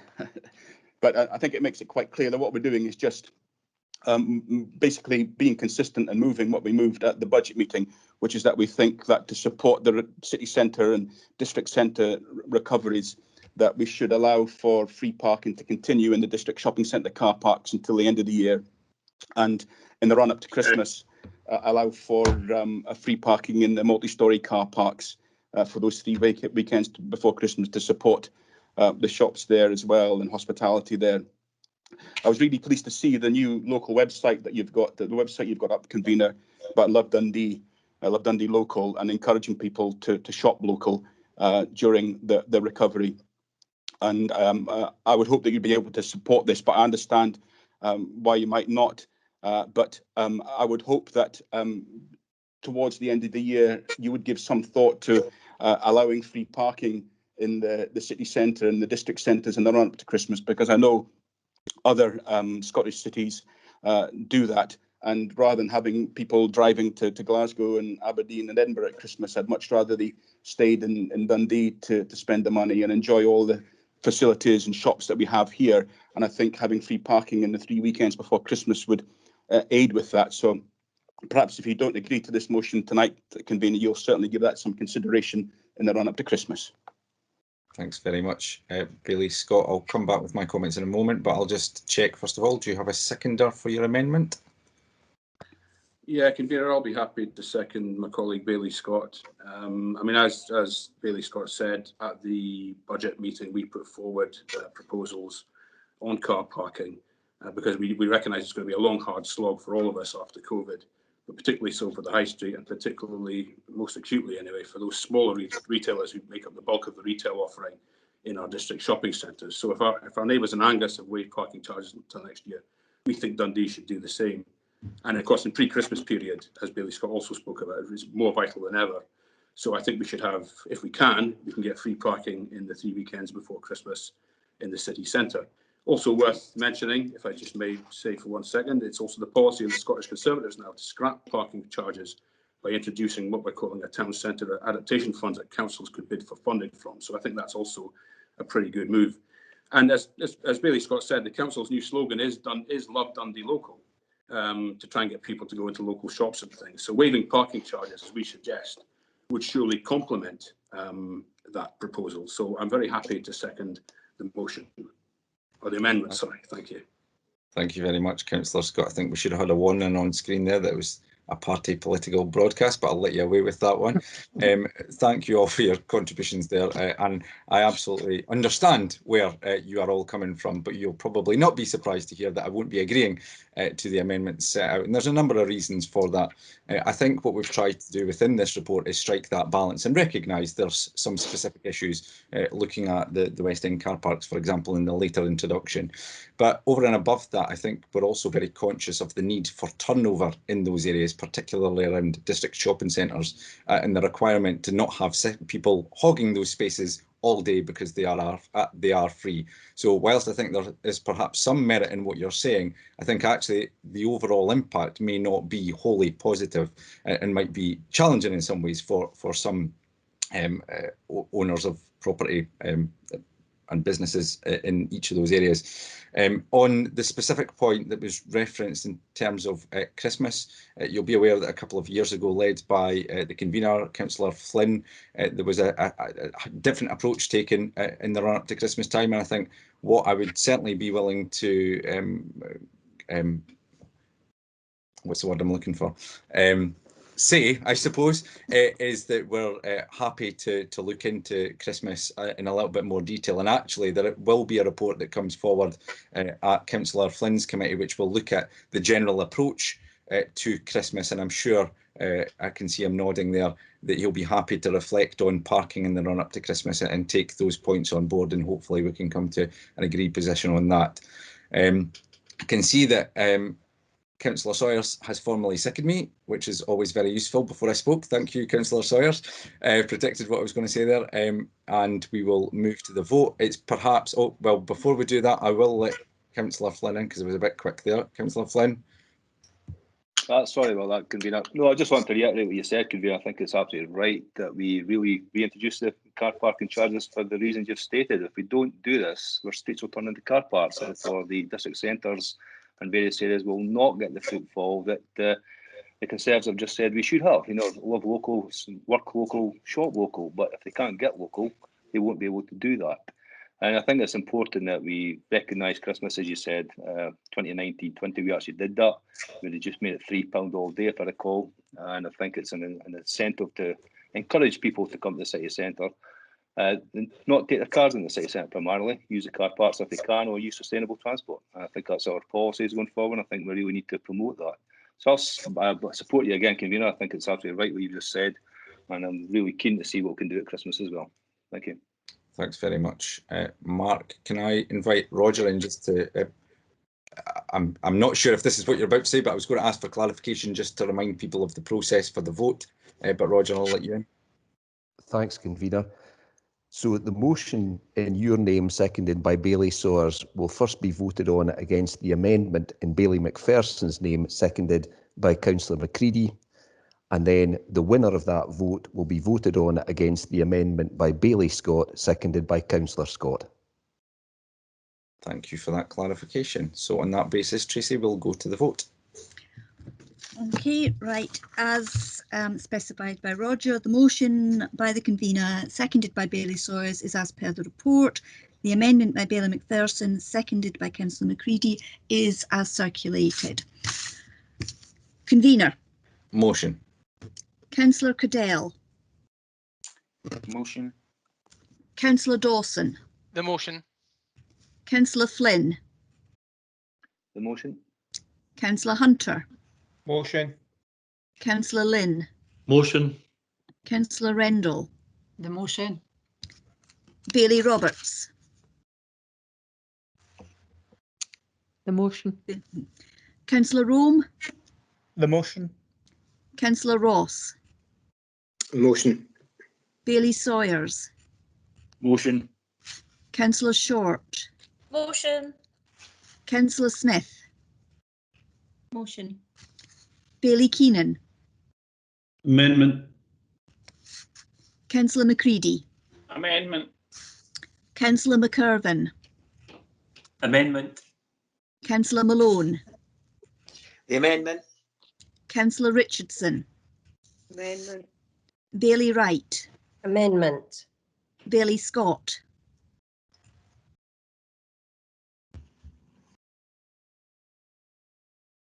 Bailey Scott.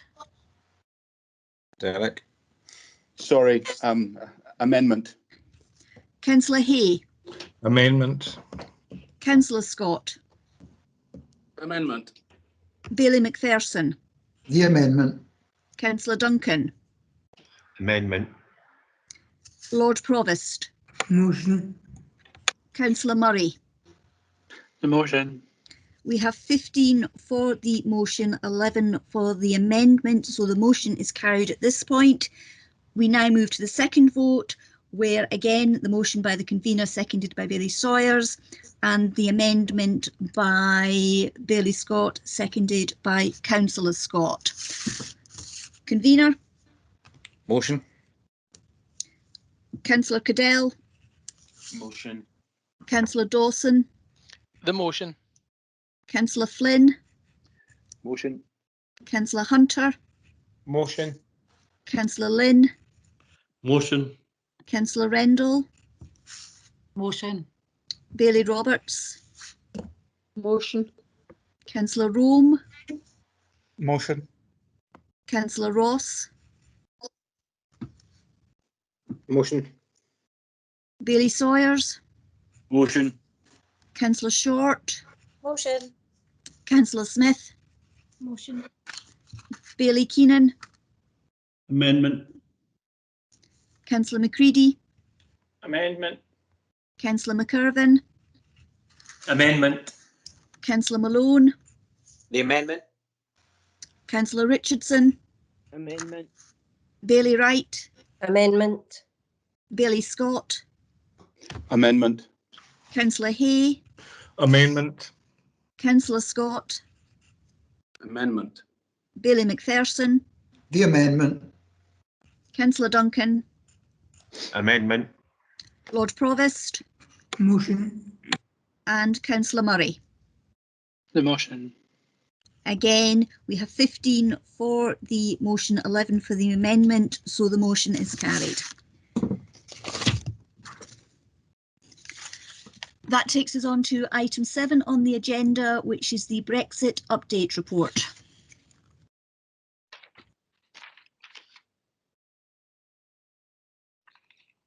John, you're on mute. Thank you. I think that's the first time I've done that since we've been doing virtual meetings, so that's good in itself. Thank you. I was just saying, in terms of the report, I think it's self-explanatory. Can I just thank officers, because obviously in many ways it's a moving feast and it is very challenging in terms of the various updates and the issues that will arise from Brexit, and officers have been working tremendously hard to pull that together into a very comprehensive and fulsome report, so it's very much appreciated. I will just invite questions. So Councillor Duncan, first of all. Thanks, convener. Just firstly to say, I mean, I'm glad that the report mentions that we are quite wisely continuing to keep a note of how much this is all costing the council. So I'm pleased about that. I'm rather less pleased to see on page 37, under the heading of funding, although there's some potential good news for Dundee in the levelling up fund, I'm very concerned indeed to see at 4.5.1 the Community Renewal Fund, which suggests that Dundee could absolutely miss out on this rather important source of funding. So really my question is to officers, what are we doing as a council to try and ensure that we get at least some of this money? I'll invite officers to comment in a moment, but as convener, I'll take the prerogative, which is, first of all, I think there's a political impetus into challenging the fact that Dundee is not within that top 100 locations, given the issues of deprivation and poverty that exist in the city. It's absolutely imperative that the city is recognised as an area that requires that investment. And when you look at the 13 areas across Scotland that have been identified for funding through that specific mechanism, it's ridiculous that Dundee is not within the 13 that have been named. So there will be clearly through COSLA, we are making those representations. I know I've had discussions with other colleagues and other councils that have similar views. You'll also note from the report in recommendation 3 that the Chief Executive, if we agree to the report, will make representations to the UK governments to again forcibly make the case for Dundee's inclusion in that specific fund. But can I invite officers, perhaps Greg Colgan, the Chief Executive, in the first instance, to comment on your question? Thanks, convener. So Robin Presswood has been dealing with the Levelling Up Fund and other funding, which is mentioned in the report. So if appropriate, convener, I'd be grateful just to invite Robin in to address the questions raised by Councillor Duncan. Absolutely. Robin? Many thanks. I think the convener has highlighted the political concern and the efforts that will be made to try and reposition the UK government policy on the Community Renewal Fund. Officers are working on the assumption that we will seek to bid for all of these 3 new UK government funds. Traditionally, we will always bid, even if we're conscious that politically that the cards may not be stacked in Dundee's favour at, for example, UK government level. So we do intend to bid. We're particularly focused on Community Renewal Fund, not perhaps because the comparatively small sums of money are in themselves essential, but because the Community Renewal Fund is seen as being a precursor for the Shared Prosperity Fund. Now, the Shared Prosperity Fund is effectively what used to be the European Structural and Investment Funds. And as members will be aware, ERDF and ESF were the mainstream of much of our economic development, renewal, regeneration and employability work over the past 30 or 40 years. And has been an incredibly important funding stream. So we do think it's vital that we put in a strong bid for Community Renewal Fund. We are going to be discussing that as a management team in the near future. Thanks, Robin. And I think the other thing just it's worth mentioning is there was an analysis in a report provided, I think it was from the Joseph Rowntree Foundation, that highlighted that the 2 specific areas in Scotland that needed that funding, that successor funding, were Glasgow and Dundee. And so it's quite galling to have not been named in those first 13. You can tell I'm fairly vexed. Can I just come back briefly? Of course. Convener. Thanks, John, and to the officers. I mean, I'm glad, and I'm not surprised, to learn that officers are on the case about pursuing this Community Renewal Fund.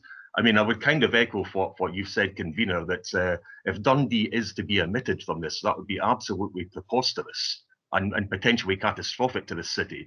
And I think that anyone who even contemplates that Dundee should not be part of this consideration, it demonstrates a complete and utter lack of knowledge of this city and its problems. So, I mean, I'm glad that, officers are trying their best to have this total injustice addressed. Thanks very much for your comments. Councillor Duncan, I see no other questions, so I will take this report as agreed. Thank you very much. That takes us on to item 8, improving services through listening to customers and service users. So you have a report before you. Again, another self-explanatory report. I quite like the nature of this report. You said, we did, and it does show that in a number of different areas, the feedback that we've received has led to various improvements. Bailey McPherson. Thanks, convener. I completely share your positive view of this report. I think it's a very good read, and I just wanted to particularly highlight in fact, highlights the word. I think the areas of highlighting good practice are very helpful, and in particular, I just wanted to mention the content in 2.15, which mentions the surveying and the engagement with parents and carers at our nursery schools, Balga Hill Nursery School in my own ward, and also Quarry View Nursery School. And I felt that was all very interesting. And what I would also say is, I think it's very good, and as alluded to in the comments about Quarry View in particular, about the positive use of Twitter. In these days when we hear so much negative about social media, isn't it good to see, and we see it right across the city, not just our nursery schools, but our secondaries and primary schools as well, making really good use of social media in a very positive sense to engage with families. And I think that's alluded to in the report. But I think this is, I think the way this is presented, this report, is extremely helpful. And I'd like to congratulate the officers in a very, in terms of a very well presented and detailed report. Thanks very much, Bailey McPherson. Certainly share that view. I found it quite educational, actually. There was lots in here that I wasn't aware we were even doing, and it's absolutely fantastic. So recognition where it's deserved. Bailey Keenan next. Yeah, Convener, thanks. I'm flicking through this report trying to find the comment that I'd written elsewhere. It was actually about the remittance advice, I think, out to carers, and we've now simplified the information that we give.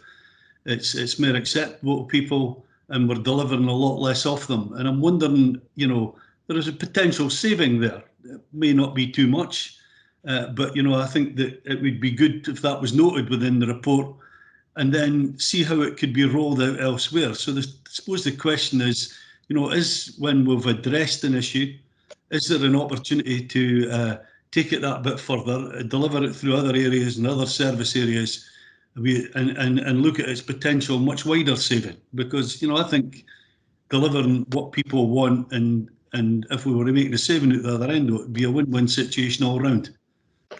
Thanks, Billy Keane. I'll ask officers just to comment on that. I think probably through the work that's undertaken through Changing for the Future, for example, in terms of that transformation and digital transformation, it's picked up and that good practice is shared. But Andrea, do you want to come on that specific?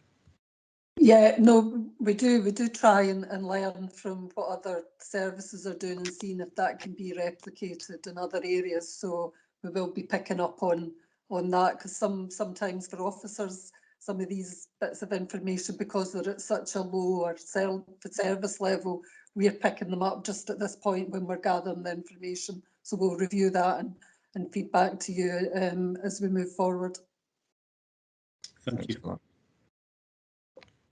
Okay, I see no other questions or comments, so can I take this as agreed? Thank you.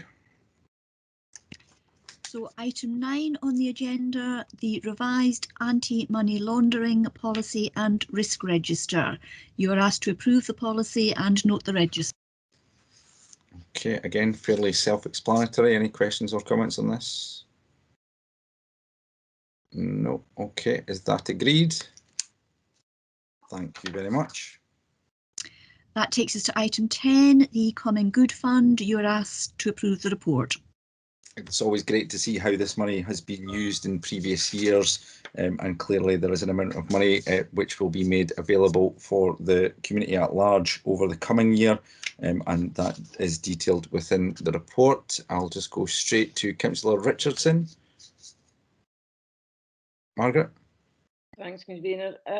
I do have a question and kind of a request almost. In terms of 2.2, it's saying that the remainder of the £87,000 that's available for projects, but this is ones that support the COVID recovery. Can I get some assurance that this will include the likes of food and fuel poverty going forward for this year, and that any bids that are received from the likes of our Food Insecurity Network and other organisations who've been working so hard on behalf of everybody across the whole city of Dundee during the pandemic, that their bids will be received favourably? Yeah, I can confirm that absolutely fits with the whole ethos, I suppose, of having that COVID focus. Of course, there is other funding streams available, and we continue to work with Scottish Government and through COSLA in terms of identifying any additional funding that can be deployed to support those types of activities. And obviously there'll be further reports that will come forward detailing some of those approaches. But yeah, I can give you that assurance that those types of organisations, should they bid, would certainly fit within that COVID approach and would be favourable in that regard. Right, thanks for that assurance. It's good to know, because I think it's quite difficult in terms of the uncertainty as to when the furlough scheme might end and other financial support might end, and you know, from all the figures that are out there, it looks like, with the number of people who've lost jobs or will have reduced hours or will be looking for jobs, we might have quite a tsunami of people looking to you know, receive goods from either the food bank or help with bills going forward. So thanks for that. Thanks very much. I see no other questions or comments, so can I take that as agreed? Thanking you. Okay, item 11, consolidation of the Scottish Local Government Living Wage, Leisure and Culture Dundee. Your approval is requested. This follows on from the report we considered in respect of council employees, so I think it will be broadly welcomed. Any questions on the contents? No. Is this agreed? Thanking you. Item 12, financial implications of the Council's response to the COVID-19 emergency and financial recovery plan update. This is for noting. Again, I think it's a self-explanatory report. Is there any questions or comments on this? No. Okay, can that be agreed? Thanking you. Item 13, additional Scottish Government funding. This is for approval. It's always nice to receive additional funding. The challenge is often how we spend it. So I'm pleased with the contents of the report and what we've set out in terms of the £1.1 million. I think it's important to say that in reflecting on both the ambitions of the administration, it was also important to look at some of the suggestions that had come forward from the opposition. I think hopefully this strikes a very positive balance in terms of what we all have a shared focus on in terms of areas of COVID recovery, of education, of climate change, and all of those other issues. So I will just open it up for questions or comments. Bailey Keenan. Convener, in general, I welcome the report. Just obviously I'd written to yourselves and other leaders in relation to a suggestion I had, and I have an amendment that I could put forward and at least show it at this stage, looking to you know, try to take it forward. And it's around trying to develop a fund. I'm calling it a Lord Provost bursary fund, to try to deliver 120 apprenticeships over the next 4 years. I think that young people in our city will be the most affected. You know, it's recognised that young people aren't going to get the work opportunities or potentially that there were because of the COVID situation, and you know, this looks to address issues for in Dundee. You know, I know that you're employability money, so you know, I've changed around the report slightly to you know, give emphasis to that particular fund, and adjusted the climate change one slightly to make up that funding so that the first year would be delivered.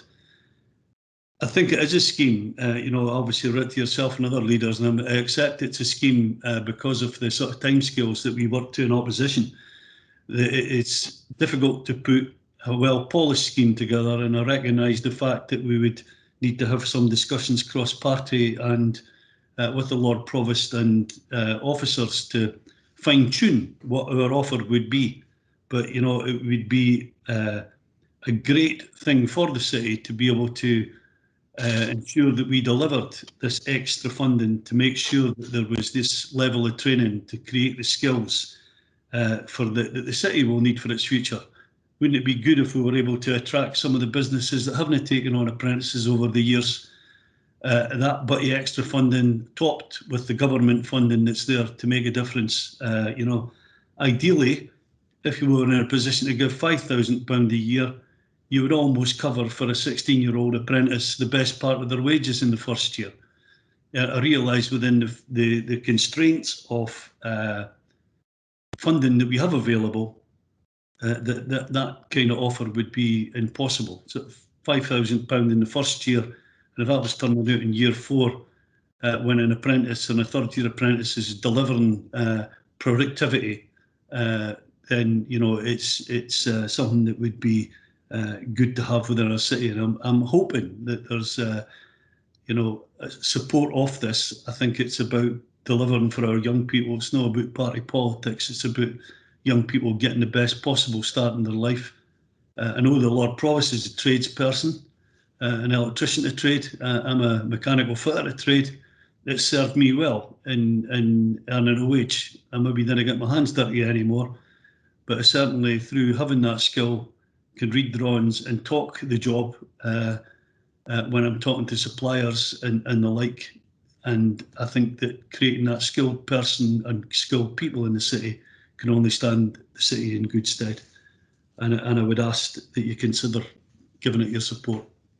Thanks, Billy Keenan. As I indicated in our previous correspondence, and first of all, can I just thank you for your kind of proactive engagement and early sight of that, because I think that's a really helpful way to have that kind of discussion. I did give you the assurance that I recognise the issue, which is why within the proposals we've set out, £150,000 has been earmarked for apprenticeships specifically. However, I think there is want in having a further exploration of what you're suggesting and seeing how we best use any public funding to deploy it in the right way. And I think an important part of that is also recognising that there are other schemes available nationally and making sure whatever comes forward from the council is complementary and doesn't necessarily jar or not fit perfectly well. So again, I'm keen to explore that further with opposition leaders and the Lord Provost to see how we could potentially bring something forward in a separate report. And I think that would be my suggestion in having that dialogue and having time to gather that information and refine something that fits for Dundee and delivers the ambition that I think you, I and all others want to see on employability. So I think that was the basis which I left our conversation, and I hope on that basis you're quite supportive of my suggestion that we continue with the spending as outlined within the paper, but that we continue to have that further conversation with a mind to bringing back an additional report which sets out how we can potentially achieve the same outcome. I'll let you come back on that specific. Convener, obviously with that level of insurance, and I know that we've received an email from yourself, and I appreciate that. I know that there was some unanswered questions between myself and you, and I'm happy to hear that conversation. I think in principle, I'm happy to have that wider discussion. I know that it wasn't a polished report that I'm putting forward. It would be better to have that, and better to have that wider input. So I'm more than happy to withdraw it at this moment, and the good faith that we'll be able to bring back something for the young people in the city. And notice the Lord Provost nodding his head. I hope that through the Lord Provost's good office, that that we can attract the level of interest. Because the Lord Provost is the civic leader. He's not playing a politician's role in being the Lord Provost of our city. And I think that it would be encouraging for business to really engage to make this happen, deliver the jobs for the young people in our city. So with that, I withdraw. Thanks, Kevin. That's appreciated. And likewise, I think the outcomes that we want to achieve are all the same. And on that basis, I'll bring in Bailey McPherson. Just really to say, Convener, I'm grateful to both yourself in terms of your suggested way forward in relation to the amendment from the Labour Group, and to Billy Keenan for the approach that he has taken. When Councillor Duncan and I looked at the proposals in Appendix A, as presented in the report, to be blunt, we could find no fault in them. We're very supportive of them all. And at the end of the day, an amendment, that would add, we can always find things to spend money on, and I could have come up with 10, but the point is they would have been at the expense of what is sitting in Appendix A. And I frankly didn't really want anything that was at the expense of what's in Appendix A. And obviously the amendment, had it gone forward, would have, for a start, chopped £30,000 out of the Community Climate Change Fund. So I think the approach being taken by yourself and Bailey Keenan is extremely helpful. I think, you know, I have absolutely no problem with the suggestion that the Labour group have brought forward. Obviously, this needs to be scoped out, and I think the approach being taken in terms of bringing a further report forward is very, very helpful. And it's that sort of collegiate manner that I think shows the City Council at its best. So grateful to you both.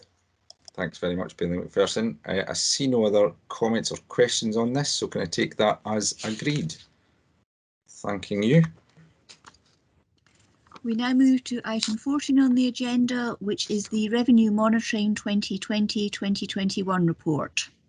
Again, self-explanatory report. I'll just move straight to questions. So, Bailey McPherson. Yeah, hi. Thanks, Convener. My question's in relation to the comments 6.7 in relation to the underspend within neighbourhood services, which is a very considerable underspend of nearly £2 million.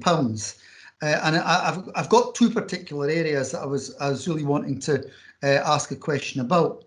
One was the issue of income, which is quite significant in terms of the additional income that's coming from the sale of garden waste permits. And you'll recall that when the report came forward on garden waste and the charge for the permit for the financial year 2021-22, Councillor Duncan and I decided not to go ahead with a suggestion of reducing the charge, because we were never in favour of the charge in the first place. But we did so on the basis that the officers were made clear that the drawback of the additional income was really there was additional expenditure involved because of additional runs if more people signed up, and also the additional need for more brown bins. And we sort of got that and withdrew the amendment. What I'd really like is a bit of information from officers as to where they sit now in relation to the additional income and the additional costs that have come about, and is there a net position specifically with regard to brown bin £35 income? Thanks very much for your question. First of all, I'll go to Robert Emmett, Executive Director, Corporate Services, and then Elaine, you popped on my screen there, so I presume you want to come in as well, but I'll go to Robert first.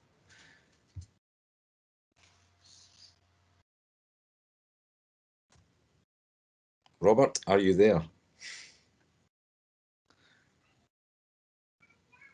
No, perhaps he's taking a toilet break. Elaine, we'll go straight to yourself. Thanks, John. I was actually going to ask Paul Thompson, our finance officer, just to come in and just give you an overview of where we are with the income in relation to the waste permits. So, and Paul is on the call. Thanks very much, Paul. Yeah, thank you, Elaine, and thank you, Bailey McPherson, for the question.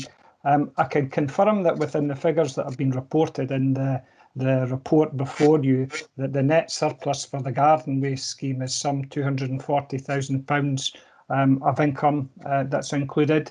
Whilst you could see within the report there is a movement in income stream in terms of comparison between the 2 months, that isn't as a direct result of the garden waste scheme, and that additional income has been reflected throughout the year in the outturn. I think moving forward, we've identified that there were previously savings anticipated with the introduction of the scheme that will no longer be recognised, because moving forward we will be dealing with a higher volume of bins, and we've realigned next year's budget to take into account that additional income and offset the savings that were previously anticipated. Okay, I'm grateful for that, Paul. I'm still not entirely clear what our net position will be at the end of the day, but rather than, I'm conscious of the time, and I'm quite happy if if Paul was quite happy to just email me with the detail of where we're actually at the moment and where we expect to be by the end of the financial year. I'm beginning to wonder if I shouldn't have moved my amendment. Maybe I don't know. But I'd just be grateful to continue that by email. My other question is actually unrelated to that. So it's about the significant level of underspend in relation to staffing costs, which are the best part of £1 million. And I was just really wondering if the Executive Director could give us an indication as to is this a longer term situation? And I'm very conscious of the proposal we had in the budget in relation to increasing number of street cleaners. I'm just really wondering if any of the unfilled posts are in that area, and if there is an intention to try to right the quite clearly significant level of unfilled posts, given the amount of money we're talking about in the remainder of the financial year. Thank you, Bailey McPherson. First of all, I would say that a lot of that relates to the particular year that we've had in relation to COVID, and particularly around the overtime situation, where we've not been able to deliver certain types of services. But again, I'll ask Paul to come in, just give you a little bit of an overview of some of the areas that we're talking about. Okay, thank you, Elaine, and thank you again, Bailey McPherson, for the question. Just before I do, I will follow up your previous question and email as you advised, but the net figure is £240,000 of additional income. Apologies if I didn't make that clear in my initial response, but I will follow that up, including some further details surrounding the volume of permits, etc., that have been sold. But in terms of the second question, I can confirm that the staffing underspend that's been reported throughout the year relates to services across neighbourhood services. A significant amount of that underspend sits within the environmental management budget, as you've mentioned, but equally I would recognise that some of these vacancies, as you'll be aware, have been reflected in next year's budget savings. In addition to that, there's further savings in terms of community service, in terms of posts that are being held vacant, and as per the previous discussion we've had at committee, these have been held vacant to offset the overall costs and balance the council's overall budget, or at least partly towards trying to achieve that. So these posts are still under review by heads of service, but the £1 million, as I say, relates across the service, primarily environmental management and communities, and the balance, as Elaine has already explained, comes from overtime budgets that haven't been spent as we originally envisaged when we set the budget prior to the pandemic. Okay, I'm grateful for that. To be absolutely fair, you did make clear the 240,000, but I thought you indicated there might, going back to the brown bins a minute, that there might be additional costs around that. But I'll continue both matters. I'm very grateful for your input, Paul. I'll continue both matters by email, and as I say, grateful for your response. Appreciated. Thanks very much, Paul. Can I just ask that any information that's provided, can that be circulated around all councillors so they've got that information to hand, please? Yeah, certainly will do. Thank you very much. Bailey Keenan next. Yeah, Convener, thanks. It's in relation to children and family services, £6 million underspend. And I know that it's been a difficult COVID year, and I'm wondering why we're in a position that. So perhaps, officers will no likely have the information I'm looking for. But, it only seems like a year or so back where we were looking at overspends of, 3.5, 4 million, perhaps even more. And yet here we are, we an underspend the same. So that, 9 million or whatever has been a considerable amount of disparity between that. And I'm wondering for a bit more breakdown, because while I accept, the lights haven't been on and there'll be some money being saved in electricity and heating bills, that, there was a need to deliver education differently, whether that be electronic device or whatever, and just wondering why we haven't managed to spend the money that sits within children's services that were £6 million on underspend. Have we done? I want to be reassured that we've done everything possible to make sure that we try to deliver the best possible education out to children. as I'm sure you would as well, Convener.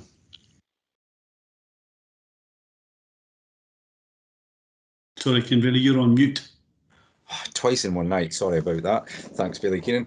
I think the staff have done an incredible job over the last year. I think we'd all recognise that, and it's a fair question to ask for further clarity. I think there's some detail provided on 109, page 109. Can I just ask Chief Executive in the first instance to come in on that specifically, and then I can see Paul's on the call as well, so he might want to add to that. Greg? Yep, thanks, Convener, and thanks, Bailey Keenan. So in response to the question, I do believe that officers have done everything that they could have possibly done over the past year. It's important to note that the information in front of you is our standard revenue monitoring. Separate to that, there has been additional funding that has been provided to the Children and Family Service directly, which they have spent in full, and if not, will carry it forward into next year. There has been decisions that were made by officers, particularly when we were unable to recruit over the first 3 months of the pandemic, which has assisted with that underspend, and also in terms of some of our contracts where services weren't being provided, but the council continued to pay those providers fixed costs so that jobs could be secured. But I'm happy for officers to provide Bailey Keenan and all members of the P&R committee some further information regarding the level of underspend and a bit more detail around the different areas which have generated that underspend, and I'm happy for that to be done this week. Thanks, Greg. That's really helpful. Paul, can I just ask you to come in on this as well, please? Yeah, happy to do that. And the same, we'll provide Paul, some I don't know, information. sorry to interrupt you. I don't know if it's just me, but you sound like a Dalek, or like you're on. So. Hold on a second. Is that better? That's much better. Yes, thank you. I think my headset has died. The batteries have given up the ghost. The meeting's been that long. It's been a very good meeting, I have to say as well. I'm happy to circulate something off table to members to give more detail. But some of these things are one-offs. There's a significant rates rebate that is just in relation to this year.